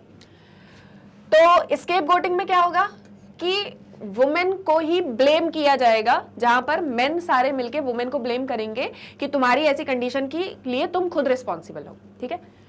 कर्नल ऑफ ट्रूथ ये बोलेगा कि वुमेन को ऐसा लगने लगेगा कि यार ये लोग इतने सालों से वुमेन को ऐसा बोल रहे हैं तो हो सकता है शायद हम लोग सच में ही ऐसे हैं, यानी हम लोग सच में ही डिपेंडेंट हैं, ठीक है। सेल्फ फुलफिलिंग प्रोफेसी में ऐसा होगा कि जैसे वुमेन को बोल रहे हैं ना डिपेंडेंट, तो वुमेन को खुद से ही लगने लग जाएगा कि सच में वो डिपेंडेंट है, वो अकेले कोई काम कर ही नहीं सकती, तो उसको कोई काम करने को बोलेंगे ना तो वो बोलेगी मैं अकेले कैसे करूँ, मेरे अंदर है ही नहीं पोटेंशियल, मैं कर ही नहीं पाऊंगी, मैं जा ही नहीं पाऊंगी वहां पर, मैं ये चीज़ कर ही नहीं सकती हूँ। खुद से उस एक चीज़ को प्रूव करने लगना जो आपके लिए बोली जा रही है, जैसे बोला जा रहा है कि आप डिपेंडेंट हो, तो आप सच में ही डिपेंडेंट की तरह काम करने लग जाओगे और ऐसा लगेगा कि जो आपके बारे में बोला जा रहा था वो सच में सही है, ठीक है। तो इसे बोलते हैं सेल्फ फुलफिलिंग प्रोफेसी, जहां पर जो प्रिजुडाइज है उसको टारगेट ग्रुप खुद अपने आप से एक्सेप्ट करके वैसा ही काम करने लग जाता है, confirm the negative expectations. Is that clear? इसे बोलते हैं सेल्फ फुलफिलिंग प्रोफेसी। तो ये वो सारे फैक्टर्स थे जो प्रिजुडाइज को बनाए रखते हैं, ठीक है। कौन कौन से? सेल्फ फुलफिलिंग प्रोफेसी हो गया, स्केपगोटिंग हो गया, कर्नल ऑफ ट्रूथ हो गया और आपका लर्निंग हो गया, ठीक है। ये सारे फैक्टर्स जो हैं वो इसी के अंदर आएंगे कि इन चीज़ों के थ्रू प्रिजुडाइज को बनाए रखता है। अब प्रिजुडाइज बन गया तो ख़त्म कैसे करें या हैंडल कैसे करें? ख़त्म तो कर नहीं सकते, कोई हमारे बारे में ऐसा सोच रहा है, कैसे उसको जाके मना करें, क्या कर सकते हैं, कैसे इसको हैंडल करें? तो कुछ टेक्निक्स बताएं। देखो सबसे पहले तो मिनिमाइजिंग अपॉर्चुनिटीज फॉर लर्निंग प्रिजुडाइजेस। कोई भी ऐसी चीज़ें जिनके थ्रू ये प्रिजुडाइज लर्न किया जाता है आपको उसको कम से कम करना पड़ेगा। जैसे मैं आपको एक एग्जांपल देती हूँ, अब तो चलो वुमेन इतना आगे बढ़ गई है, हर एक फील्ड में आगे है, जॉब कर रही है, लड़कों से भी आगे जा चुकी, सब कुछ कर रही है, लेकिन आज भी अगर आप रूरल एरियाज, बैकवर्ड एरियाज यहाँ पर जाओगे ना तो यहाँ पर वुमेन को उतना नहीं समझते, है ना। कहीं कहीं समझते होंगे, मतलब 90% एटीट्यूड चेंज हमने कर लिया है, लेकिन 10% अभी भी है। तो कैसे फैल रहा है? ये ऐसे फैल रहा है जैसे आपने कहावत सुनी होगी कि औरत ही औरत की दुश्मन होती है। तो क्या होता है कि जैसे जस्ट टेक एन एग्जांपल, घर में कोई फीमेल लेडी है जो हेड है, तो वो कहीं ना कहीं अपने से जो उसके से थोड़ा सा नीचे या उससे जो थोड़ी छोटी होंगी फीमेल लेडीज़, उनको खुद ही वो ये चीज़ सिखाती है कि तुम अकेले थोड़ी ना कर सकती हो, तुमसे नहीं हो पाएगा, तुमको करना ही नहीं है। और घर के बच्चों को भी फिर वही चीज़ देखने को मिलती है, तो अल्टीमेटली वही उस चीज़ को सीखते जाएंगे। तो आपको ऐसी चीज़ों को कम से कम करना पड़ेगा ताकि वो प्रिजुडाइज आगे लर्न हो ही ना, ठीक है। दूसरा, चेंजिंग प्रिजुडाइज एटीट्यूड्स। उसको चेंज करने की कोशिश करनी होगी। दूसरा, एक जो नैरो सोशल आइडेंटिटी बनी हुई है ना इन ग्रुप वाली, कि मेरा ग्रुप महान है, तुम्हारा ग्रुप अच्छा नहीं है, मेल्स महान है, फीमेल्स अच्छी नहीं है, उसको आपको डी एम्फेसाइज करना होगा। और एक जो टेंडेंसी है सेल्फ फुलफिलिंग प्रोफेसी वाली, वो आपको ख़त्म करनी पड़ेगी। जब तक आप उसको सेल्फ फुलफिल करते चलोगे, प्रेजुडाइज बना रहेगा, आपको उसको तोड़ना पड़ेगा। अगर बोल रहे हैं कि वुमेन डिपेंडेंट है, तो आपको इंडिपेंडेंट बन के दिखाना पड़ेगा, तभी तो टूटा है ना आज के टाइम में, है ना। ऐसे ही तो डिस्करेज हुआ ना प्रेजुडाइज, वरना चला ही जाता, मतलब चलते ही रहता। Now these goals can be accomplish through, तो ऐसा होगा कैसे, कैसे इन सारी चीज़ों को चेंज करें, कैसे लर्निंग ना करवाए, एजुकेशन सबसे इंपॉर्टेंट। एजुकेशन और इन्फॉर्मेशन अगर करेक्टली डिसेमिनेट होती है तो स्टीरियोटाइप्स को गलत साबित किया जाएगा, टारगेट ग्रुप्स जो होंगे वो प्रॉब्लम्स को टैकल कर पाएंगे, है ना। और साथ ही साथ में इंटर ग्रुप कॉन्टैक्ट को हमको बढ़ाना पड़ेगा। एक जो मिसट्रस्ट बना हुआ है वो हमको ख़त्म करना पड़ेगा। जैसे अगर मैं मेल्स और फीमेल्स का ही एग्जांपल लूँ, तो आपको एजुकेशन देनी पड़ेगी कि नहीं फीमेल्स कम नहीं, आपको फीमेल्स को भी एजुकेट करना पड़ेगा। आप उन्हें स्कूल नहीं भेजो और आप बोलो कि फीमेल्स जो हैं वो डिपेंडेंट हैं, तो अब बेचारी पढ़ी लिखी नहीं, कुछ भी नहीं करी, तो कैसे आगे बढ़ेगी, ठीक है। तो पहला तो एजुकेशन। दूसरा इन्फॉर्मेशन, आपको स्कूल्स में भी जो जैसे फीमेल्स की अगर हम बात करें तो जो आपके वुमेन एम्परर्स हुआ करती थी, या जैसे झांसी की रानी है, तो ऐसे आपको जो करेजियस लेडीज़ थी उनकी कहानी आपको सुनानी पड़ेगी, है ना। एजुकेट आपको करना पड़ेगा।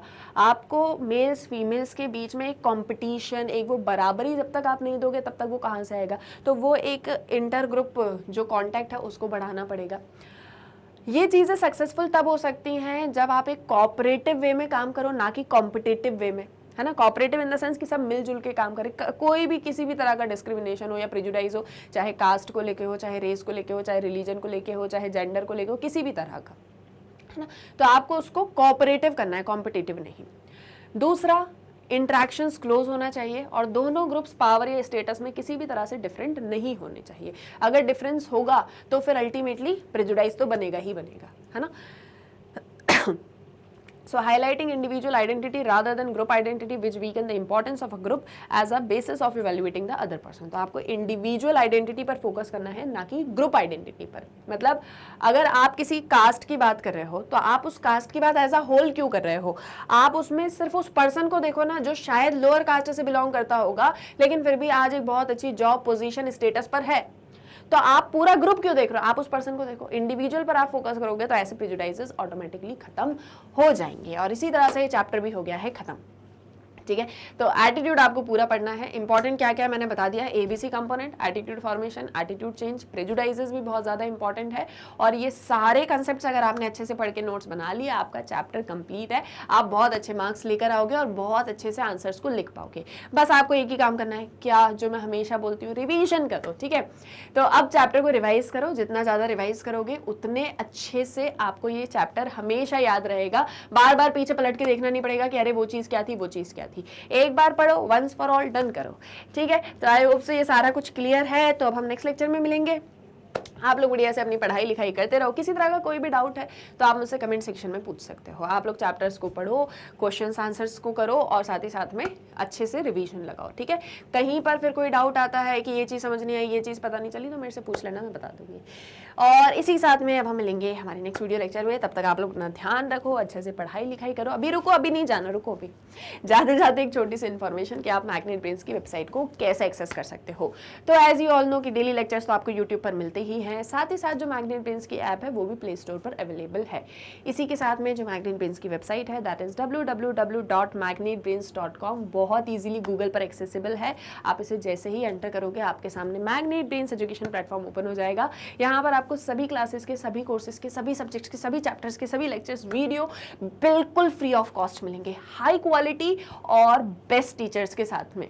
तो जैसे ही इसको एक्सेस करोगे ना, हमारे टॉपर्स भी मिलेंगे, हमारे टॉप कोर्सेज भी मिलेंगे। तो जो भी class, course, subject, chapter, lecture आपको पढ़ना है, just click on it. Watch now पर क्लिक करते ही वीडियो आपका ओपन हो जाएगा।